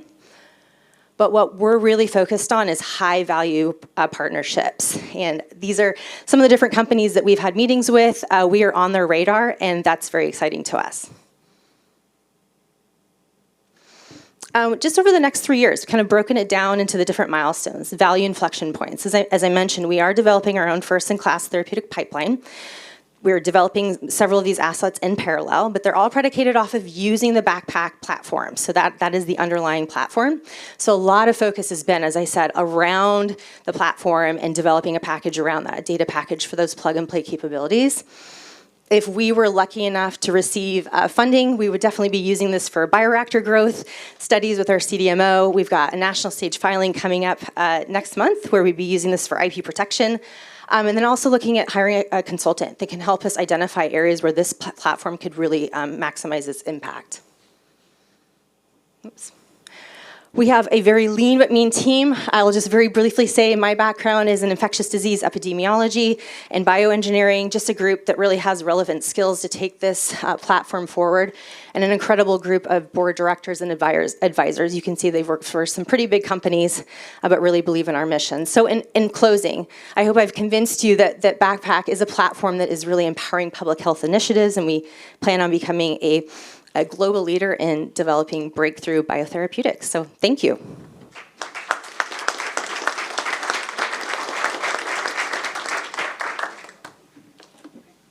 Hi. I'm going to be the one probably asking some scientific questions again. If I'm the FDA, I would want to know that these proteins, that are being manufactured by this nice vector are still coming out in the same shape, conformationally, and if I'm a big partner, a pharma partner for, say, an mRNA vaccine, I'm going to think about whether I need to take this all back through the FDA. For cold storage, I'm not sure that that's compelling a business case for me, but for some other newer innovations or for my bigger strategy of readiness, defense readiness, or areas that are harder to get into, certainly. Can you just talk a little bit more about where you think the risk-benefit lies with those kinds of partnerships and these opportunities? And then just lastly, why is this not potentially immunogenic? Why is it not going to potentially generate some neutralizing antibodies against your vector here? Okay, I'll start with the last question first because that is probably the biggest question that we get asked. And it's all in the engineering. So it's not innately like that. And so we're working with the strain. Our IP protects against any gram-positive or gram-negative, but we have our favorite flavor. And this, we've done a lot of proprietary knockouts, a couple proprietary that limit immune detection. It's also highly attenuated, so the LPS is going to be the most potent immunogen, so that's attenuated, can't remove it or it will kill the vehicle.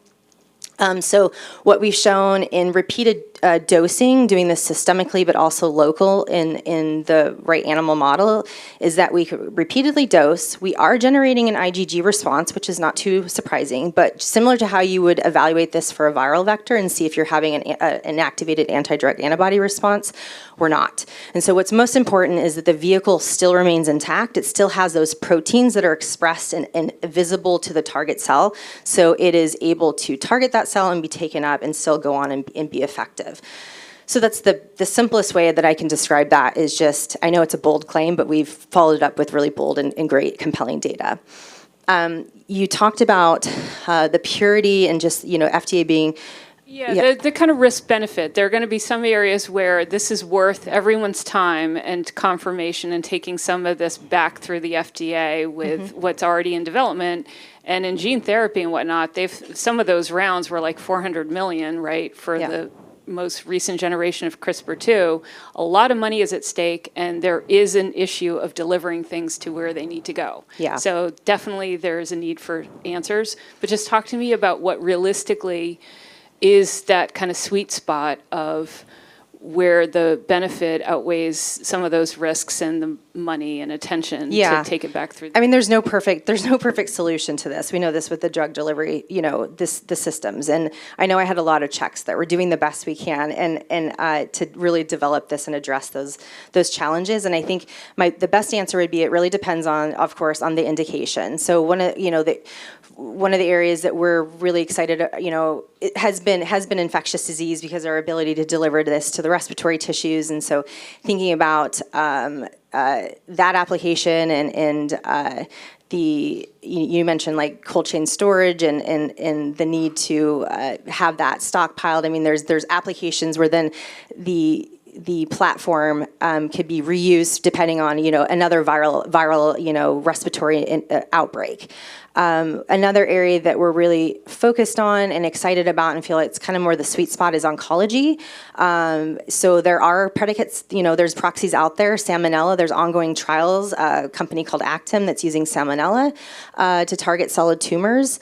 So this is we're kind of taking advantage of 2 million years of evolution and bacteria that loved, the hypoxic environment, the TME. Our vehicle is exactly the same, and so this is something that could be more of a plug and play for cancer, where it's following the same. It's going to be following the same guidelines, FDA guidelines for a live biotherapeutic product. So these are new guidelines, not new, but they're guidelines that are out. I think I'm kind of answering your question, but I mean, it really just depends. And so we're, as I mentioned, focused on a new guideline that did come out on that platform designation. Can't get to that platform designation until you have an FDA approved drug and it's already in the commercial. But that's going to really streamline that. So I think, finding the right partner that understands that risk ratio and working with a big pharma partner that can really maximize this platform is why we're looking at big value, big partnerships to really help us weed through that and know how to go back and really be efficient with knowing how to use it. Okay, so following up with all that conversation, you mentioned 2 indications, so the influenza and the oncology, which would be regulated, which would have different regulatory pathways.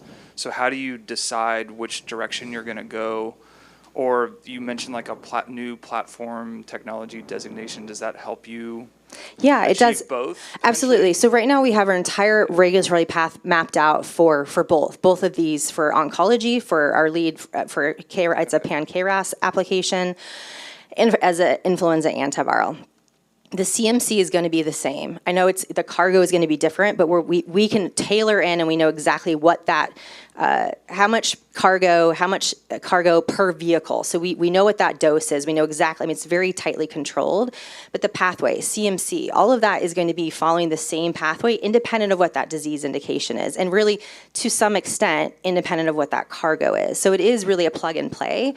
So will you have to do 2 separate clinical studies for each of those indications? Oh, absolutely. Yeah, you can't get around that. Yeah. It's going to be different studies in clinical trials for, and both of those have been worked out. We know we've got a really strong plan for clinical program for each of those assets. How close are you with preliminary data to do like a pre-sub for this? with FDA? To do a pre-sub? Pre-submission meeting with the Oh. FDA to talk about like the actual Yeah. pathway and the Yeah, studies. we have our Interact package ready to go, ready to submit for the Syvac IEV, the influenza, and so that'll be great to get some feedback there. I have a feeling we're probably a little bit past Interact in how advanced we are, so we'd be close to pre-IND at that point. But I would say for our oncology asset, probably have a little bit more traction there, and looking at IND submission within 12 to 18 months, and ready to go into the clinic.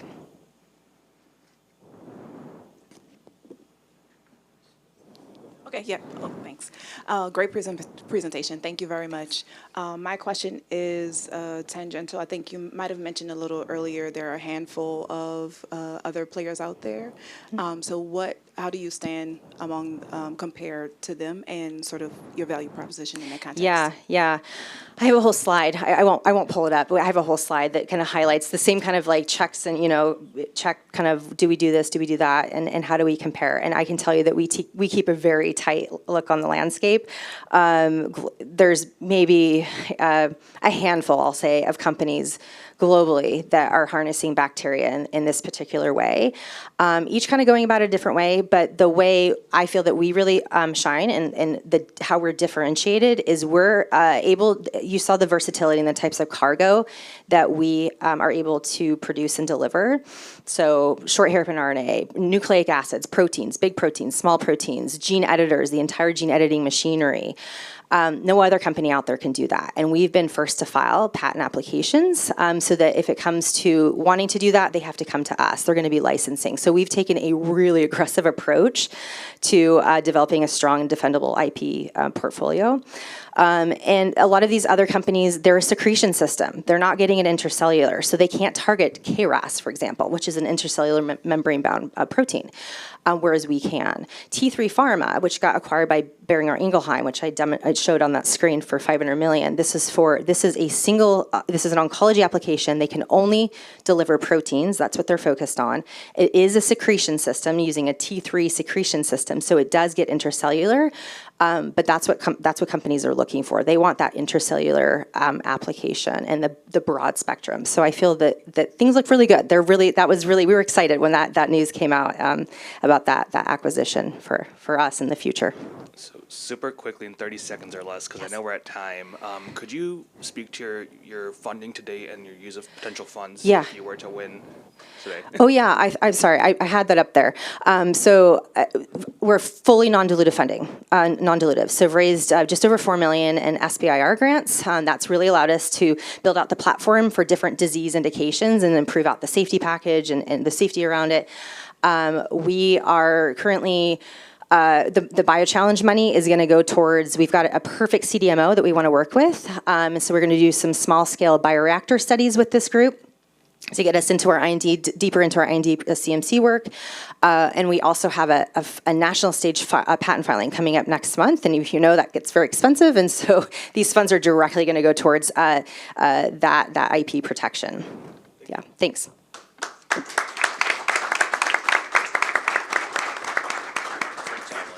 Thank you very much.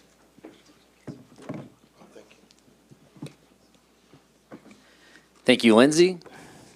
Next up is Orleans Bio. Nasser, welcome to the stage.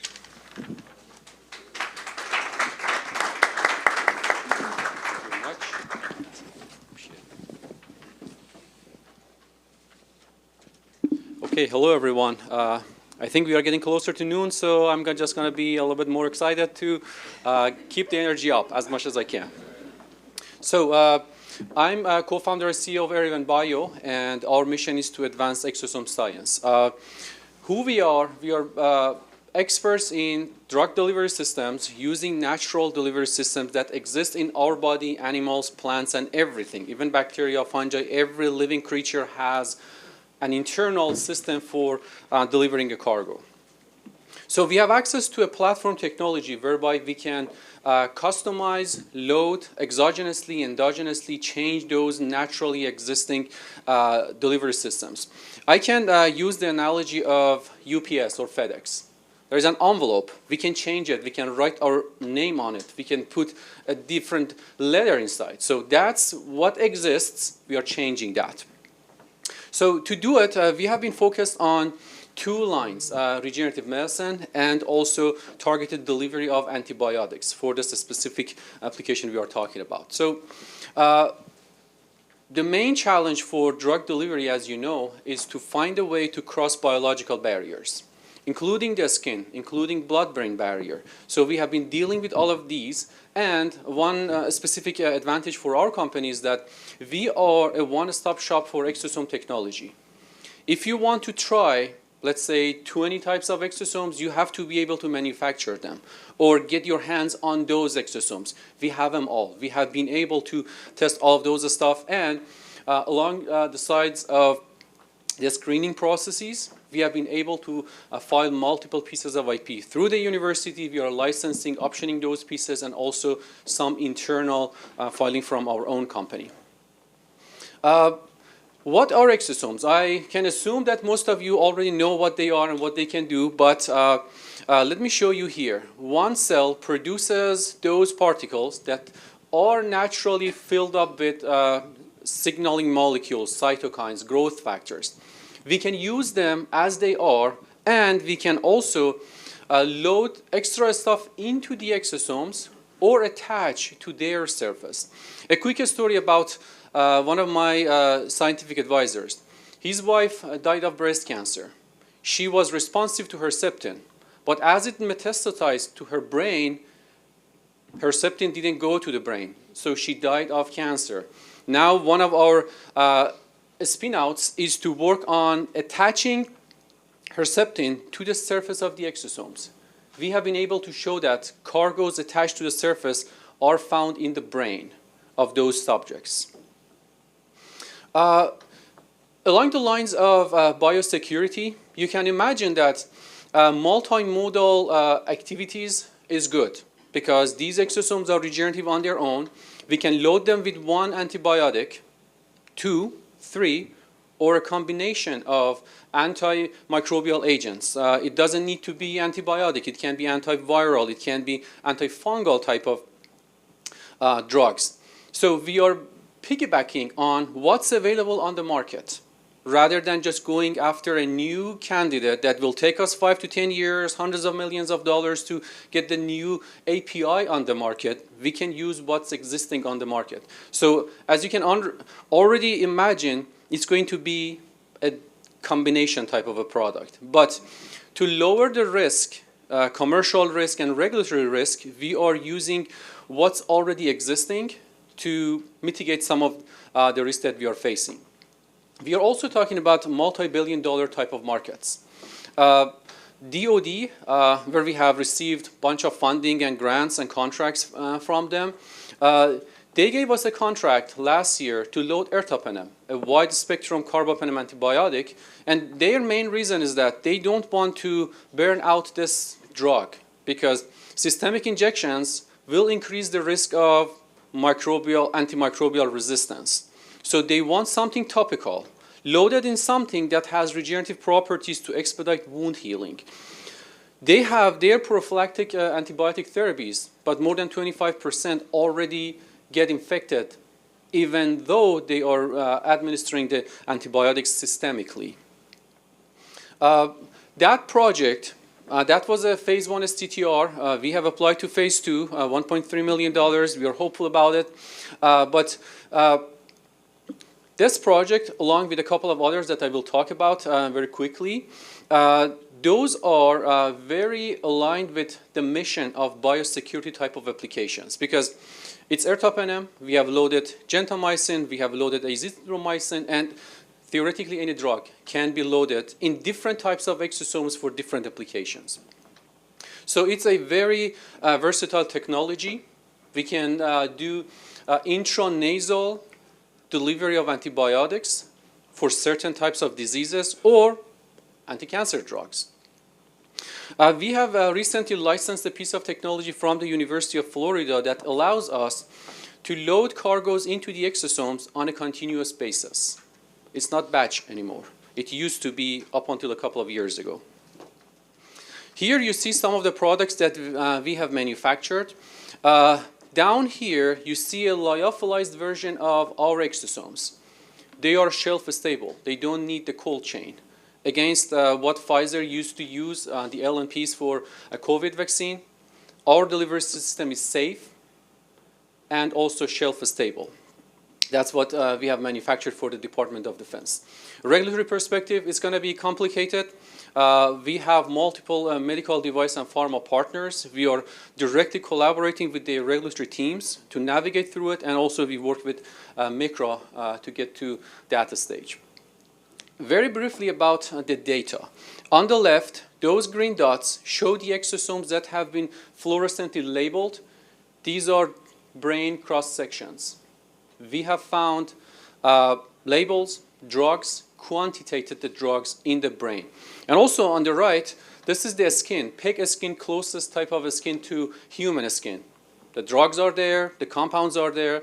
Down here, it's about regenerative properties. Fibroblast proliferation has been expanded. Again, some data on the regenerative aspects. Tube formation assay has been grown so fast when we added the exosomes. Another project for the Department of Defense, because one of their main challenges is chronic wounds, along with biofilm. They were looking into exosomes as a delivery system to penetrate through the LPS layer, the biofilm, to get to the bacteria and kill the bacteria. So briefly, a combination of exosomes with the antibiotic. Compare that to the control or the free drug and how it has worked so far. We have assembled a great team. On the team, you see Dr. Voladi. He's the person who published the famous Nature paper in exosome space in 2007, showing that exosomes were not garbage disposal system. They transferred mRNA, which translates into proteins. So we don't need to load them. They can be already in there. Some of our potential partners are included on this slide, but I will talk about that in a moment.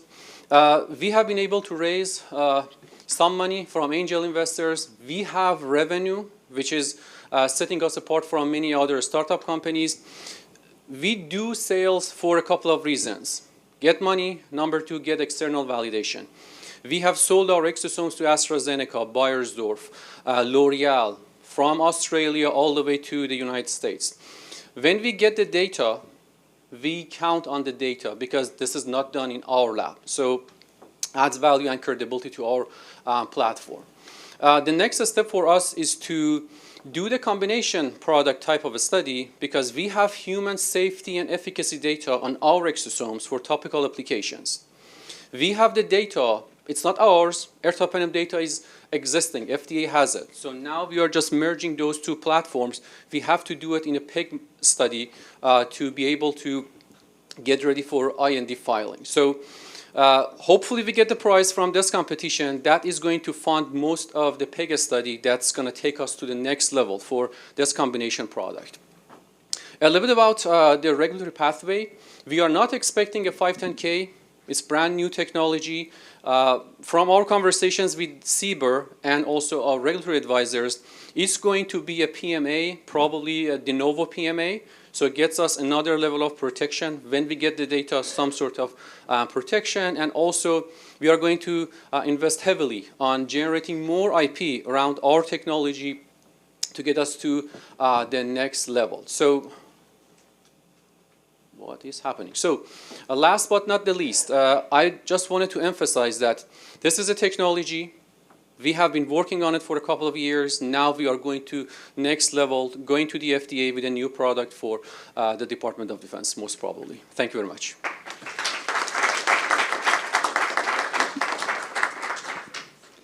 Thank you for your presentation. Yeah, absolutely. Couple questions. First, starting off with the competition and that competitive landscape and what it looks like. How is your product different from, say, one like microvascular tissues?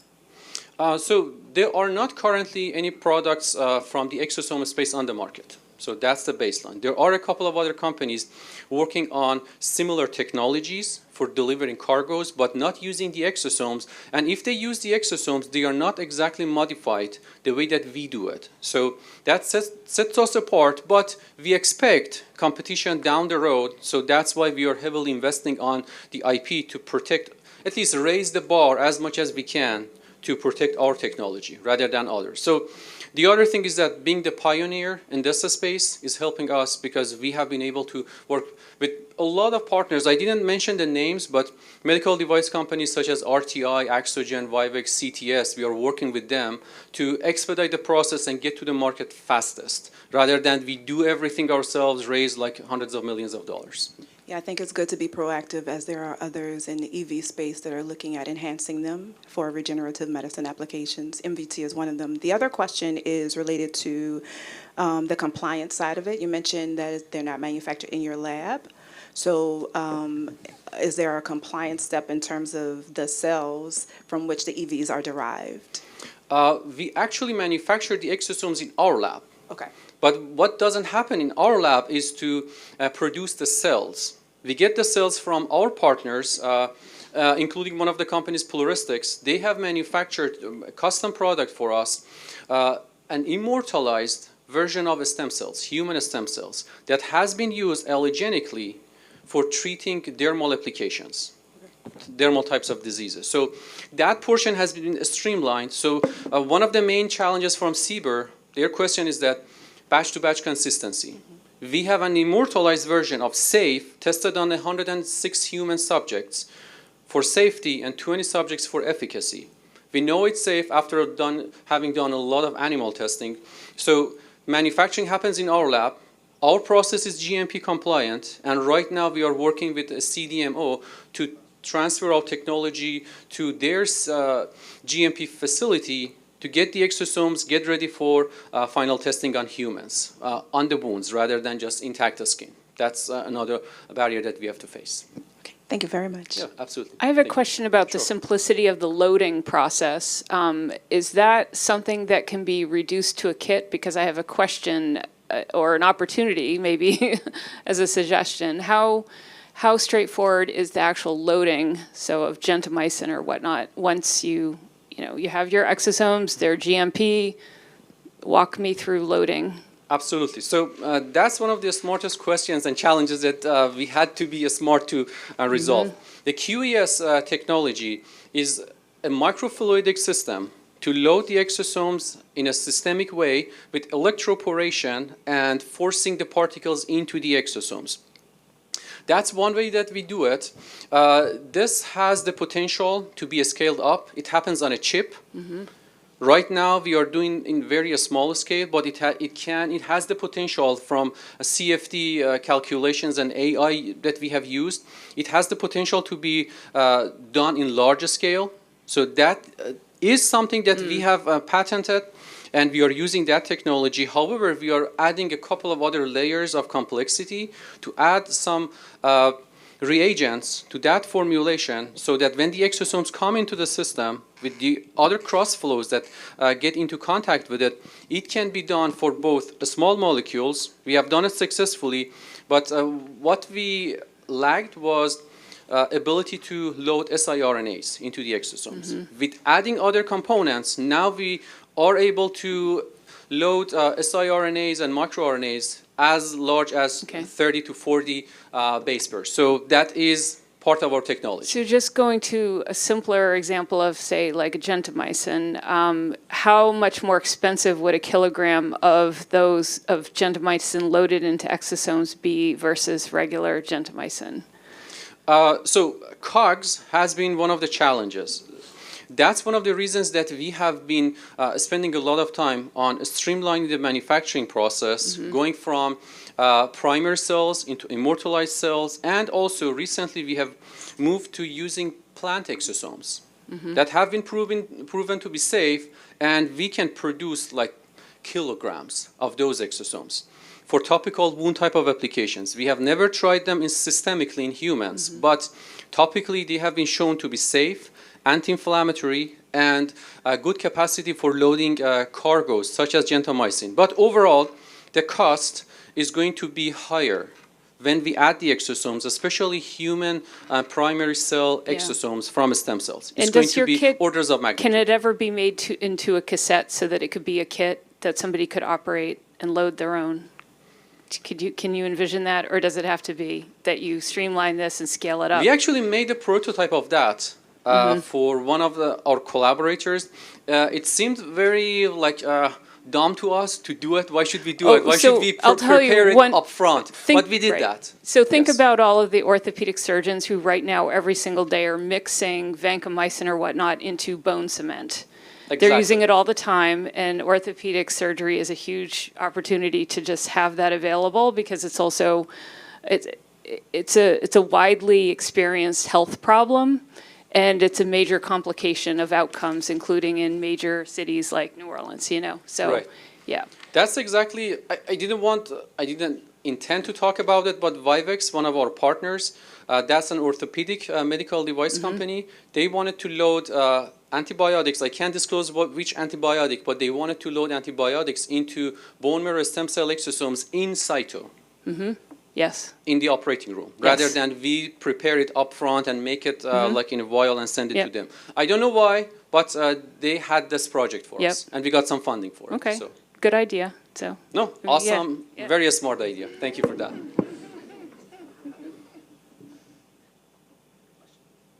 more questions from the panel? All right. Thank you very much.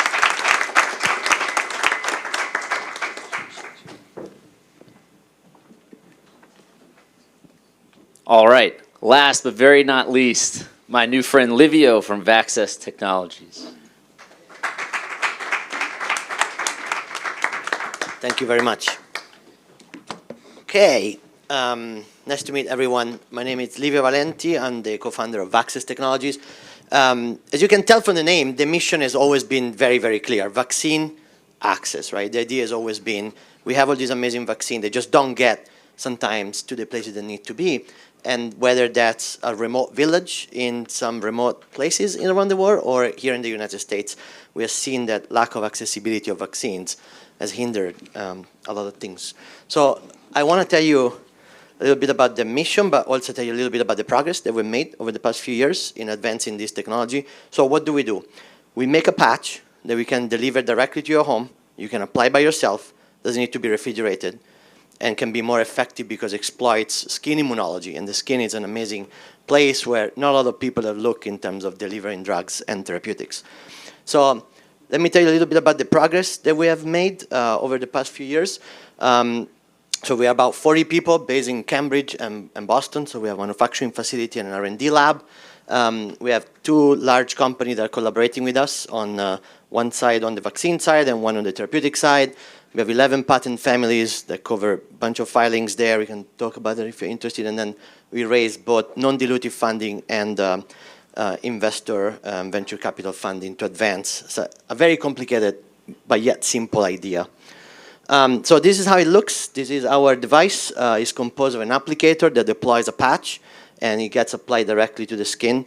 And the idea is that this patch can be delivered directly to people's house, and people can deploy by themselves. So when we start pitching this idea early on, there's no vaccine on the market that is self-administered. So obviously it's something very new. So today I'm happy to actually announce that AstraZeneca for the first time has approved intranasal vaccine to be directly used by people directly at home, and they can also give them to their kids. So whether people like patches or not, they're coming, and we are here to show you that.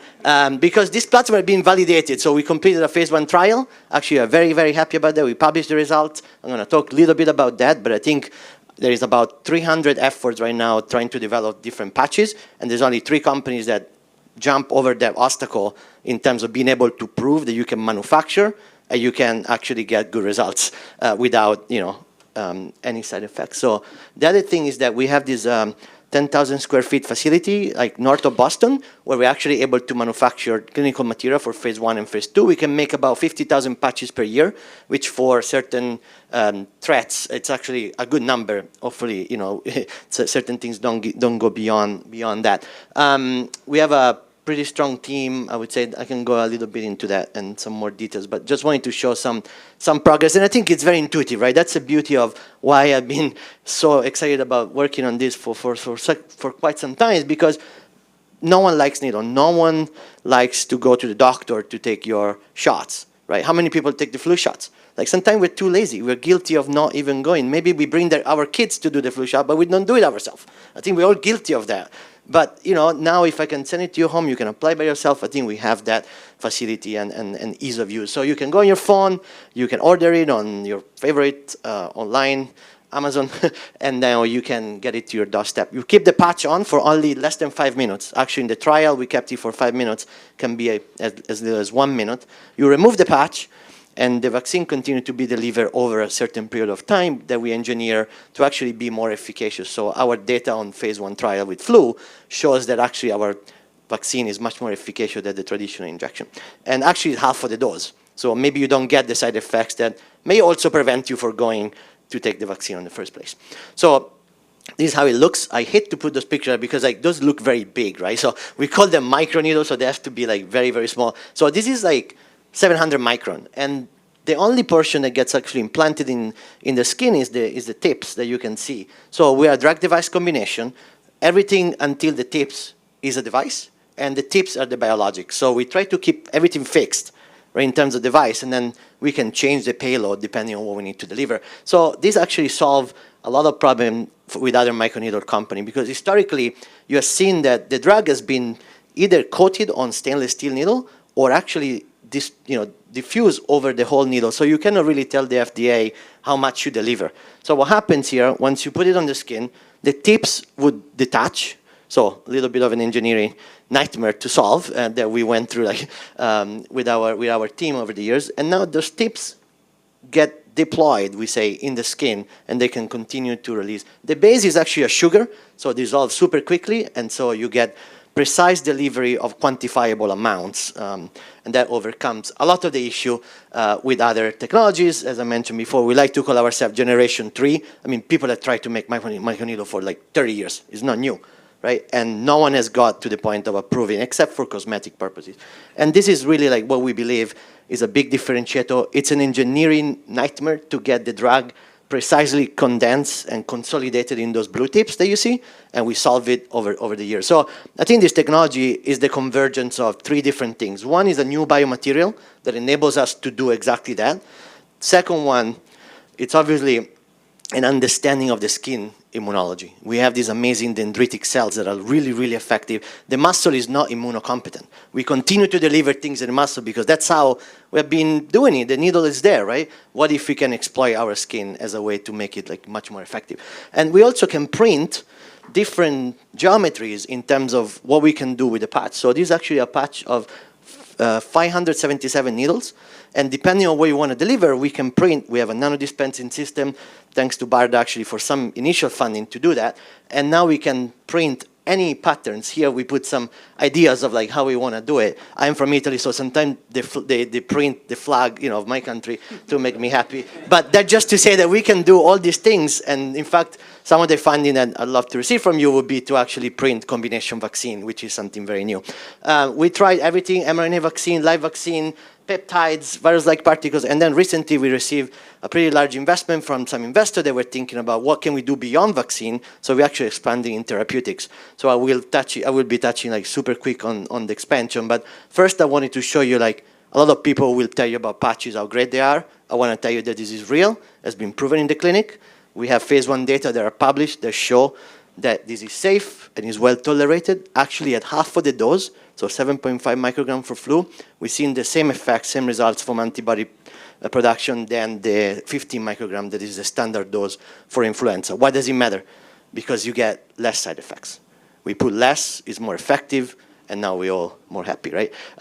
So I encourage you, if you're interested, there is a published paper that talks about that. And then our investors were very excited, what else can you do with the patch? What are the things? And we said, what about GLP-1s? And we're like, well, we've done vaccine, we're doing mRNA vaccines, and we have a partnership with AstraZeneca on that. I said, can you put peptides on there? It's like, well, it's so much easier than vaccine. They're more stable, easy to deliver. So we started this program with an undisclosed partner that we can disclose actually tomorrow. And it's a very exciting one. And it's actually a little bit easier than what we've done with vaccines. So we're already showing very good uptake. And on the mRNA side, I think the exciting thing is that a lot of people didn't take those vaccines, not because they didn't believe in it maybe, but it was mostly because you don't feel good, right? And the side effects are terrible. And for a couple of days, you can go to work. So now exploiting the skin and putting less dose, we believe that we can address some of that, including the stability, right? what does it mean? We can get those vaccines wherever they need to be without -80 storage. And we have proven that. We have data on that in this collaboration with AstraZeneca, funded by the Department of Defense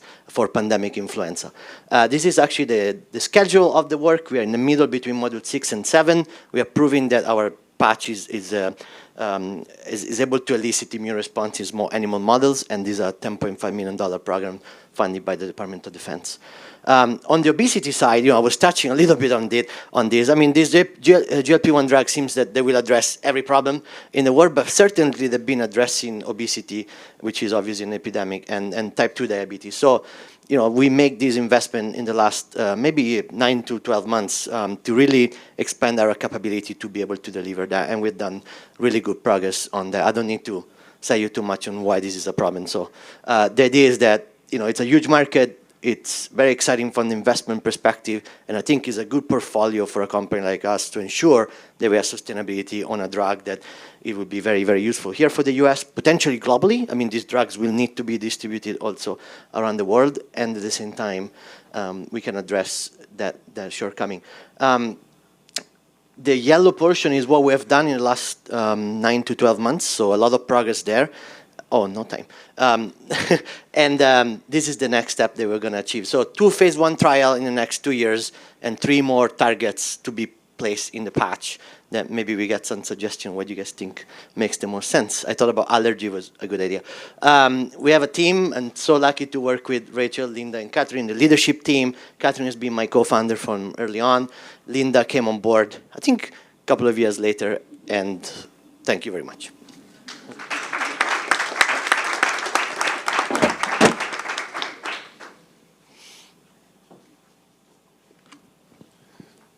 How close are you to a phase 2 study? How close are you? So we work with partners. So the AstraZeneca program, I think it needs to get into phase 1. The influenza trial was a proof of concept, so we don't intend to actually continue the seasonal flu program. That was really to demonstrate that the platform is safe and effective. So that will depend on AstraZeneca, end of 2006 probably. So actually, to be clear, that's the phase 1 that we are planning is phase 1/2. So we have a 300 patient that is planned. Okay. So yeah. So what's the primary efficacy endpoint for that HCI study? titers. Okay.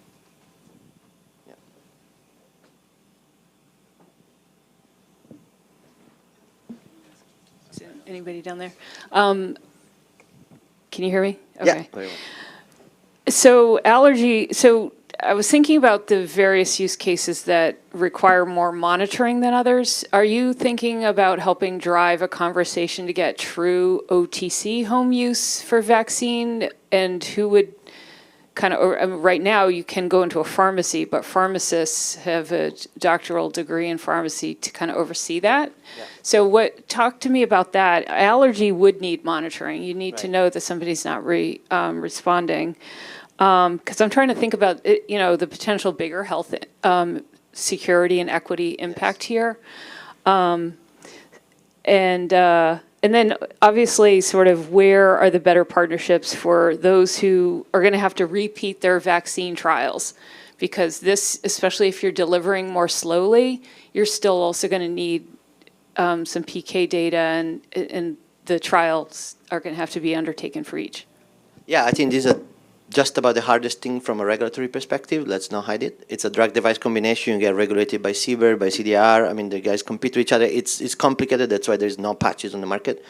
But my joke before was like, they're coming because, when people start to understand how this would change the standard of care and the accessibility component. And I think the government has been the first entity to really understand, the Defense Department and others have seen that when there's a pandemic, for example, the last thing you want is people going to the hospital. You want the drug to go to you, right? That's kind of a big realization. So in terms of that, I think this will need to be done in partnership with large pharmaceutical company. Our strategy is to work with companies like AZ and the other one that will be announced, and we work with others as well.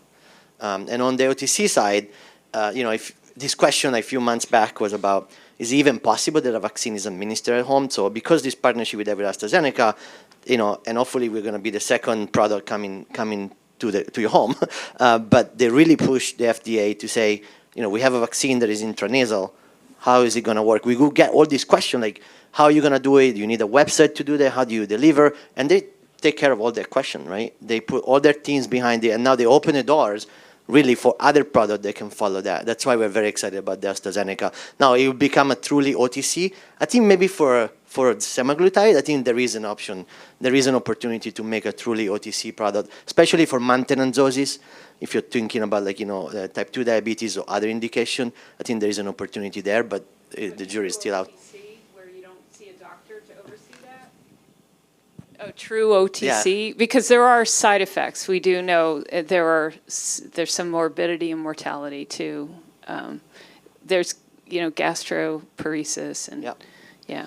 Yeah, I mean, it's hard. I don't think I'm the best person to answer that. I think, definitely we're working toward that, but there will be a system. There is a system in place to get this thing deployed to your house. Like, you can order Manjaro and Ozempic, and it comes to your doorstep, right? So I think there will be, there's still a prescription there, but I can make my bets, but, I don't know how it's gonna play out. Yeah, the shortage actually brought some innovation in delivering drugs like that. Yes. The compounding pharmacies doing direct delivery, they have a lot of leeway, and that kind of opened the door. So if I could make a bet, it would be, one of those drugs would be the first patch to be OTC, but again, hey.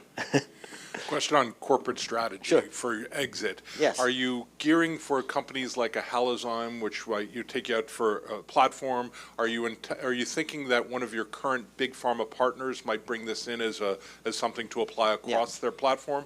Or lastly, are you trying to build a company that you might go it yourself? And if so, what's the key inflection point for you on the last? Can I tell you what my dream and then what the reality? Okay, maybe I'll start with the reality. What is the most plausible? One of those partners that we have will see a strategic fit, and there will be an acquisition, hopefully. That's kind of what, a lot of the effort is going toward, because obviously we've been in the market for a while and we raised a lot of money.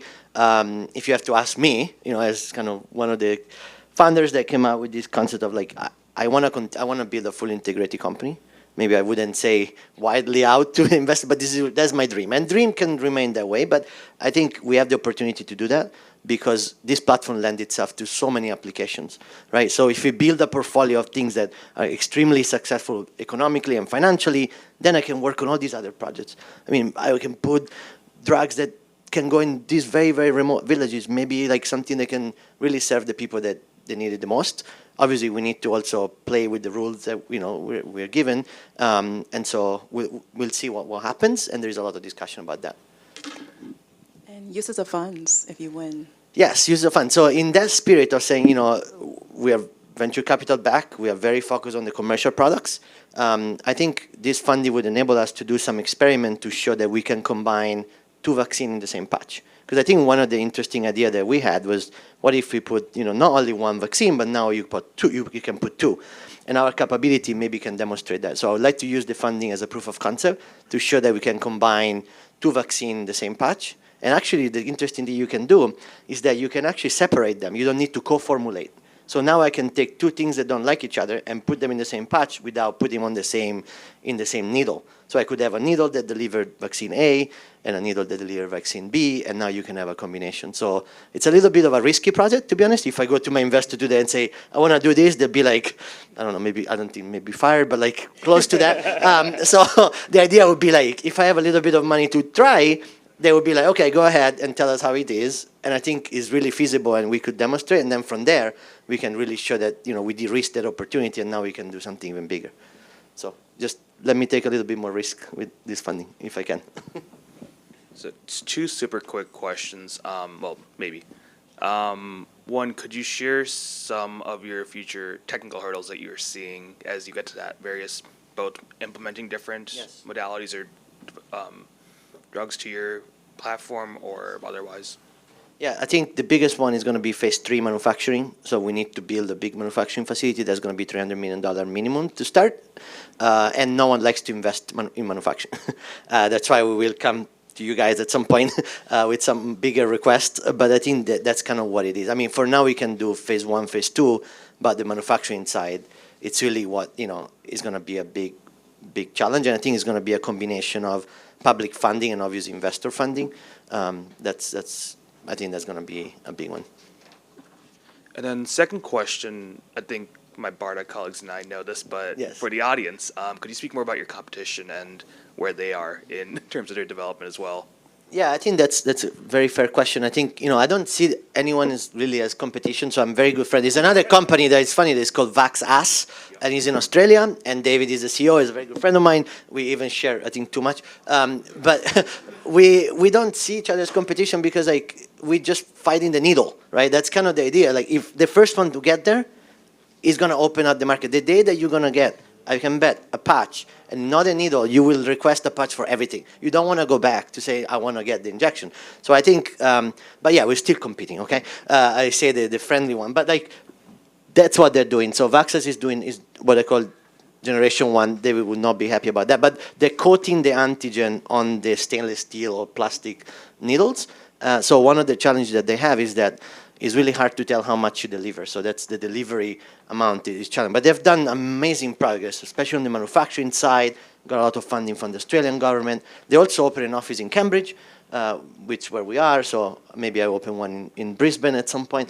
But then, and then the second one is actually, I would consider one of the pioneers of microneedle, Professor Proznas from Micron Biomedical, is really a Georgia Tech pioneer, the use of microneedle. So we came second, and we had the privilege and luck also to work on a lot of this published work. So, that's part of the game. So he started more than 20 years ago, and he was using polymeric needle. We think we are generation 3, mostly because of where the payload is located. Thank you.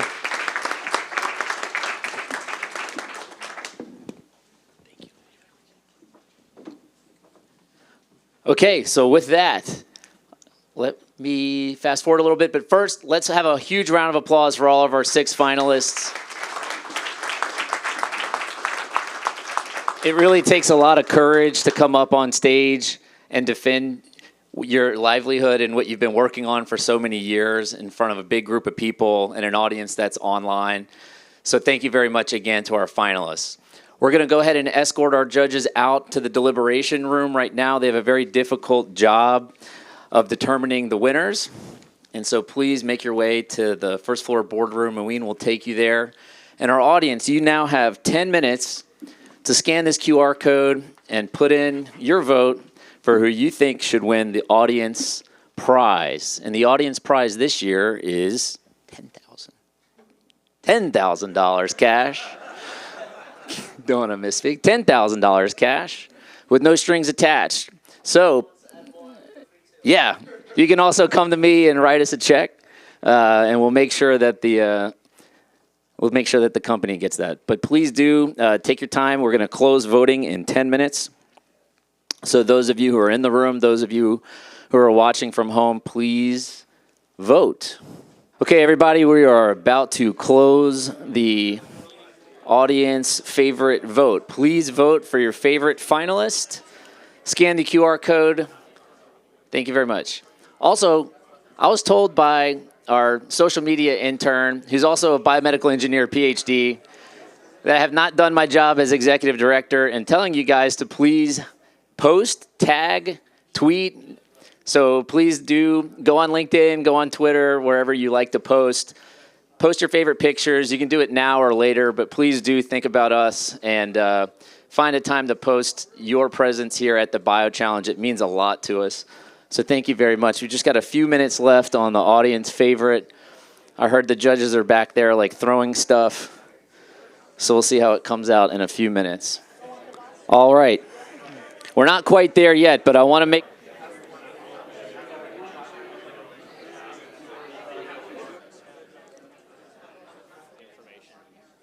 Okay, please, if you could, make your way to your seats. We'd really appreciate it. Okie dokie. The judges are making their way back into the room. Thank you, judges. How are you doing back there? We're waiting on anybody? We got most of our judges back.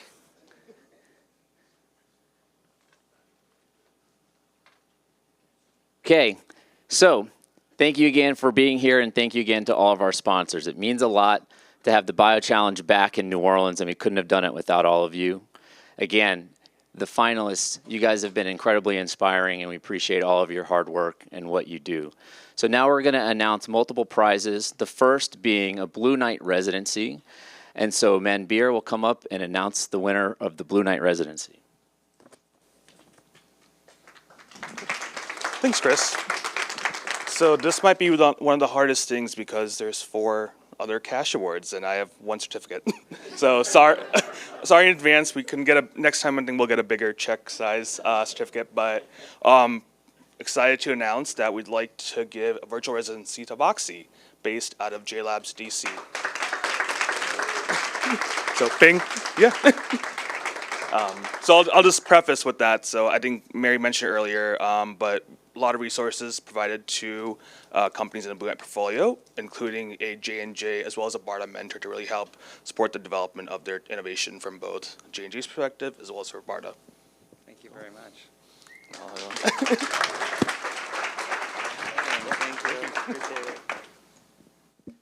Thank you, Manbir. All right, without further ado, it's time to announce the audience favorite. I'd like to invite Alex Glazer with Jones Walker, partner, and Sam Shannon with the New Orleans Saints to come up on stage and announce the audience favorite winner, please.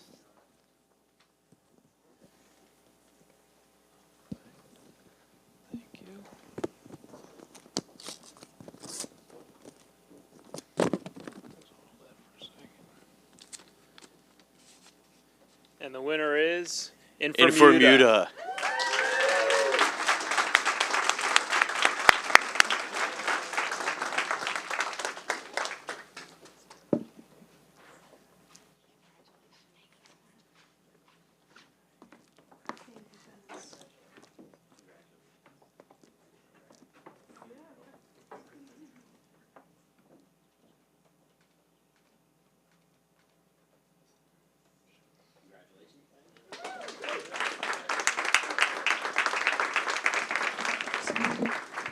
Thank you. And now to announce our third prize winner, Evie Poinevent with Geno Inc. I'll hold that.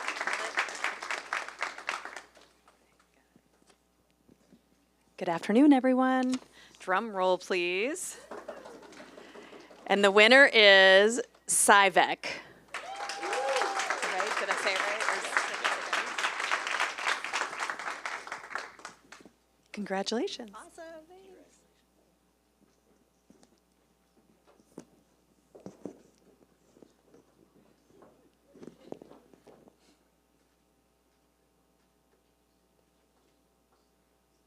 Congratulations. Thank you.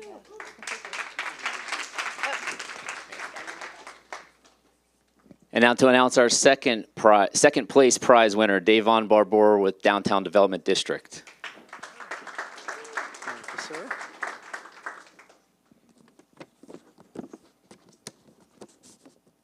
All right, and the BioChallenge 2024 second place winner is Vaxis.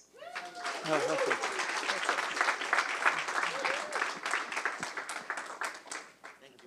you very much.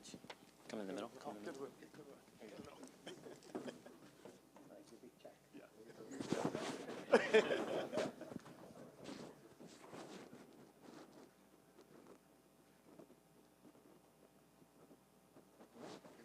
Congratulations. That's yours. That's yours, yeah.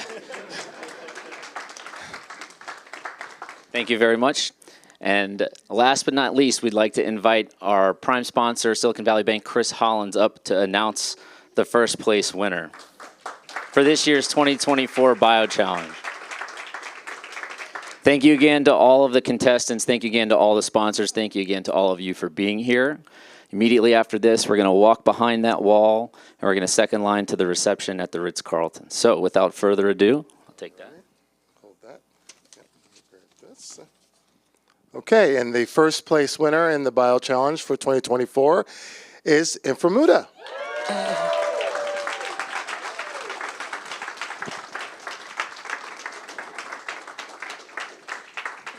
Oh, we'll do this. So I didn't know if you wanted to say something. No.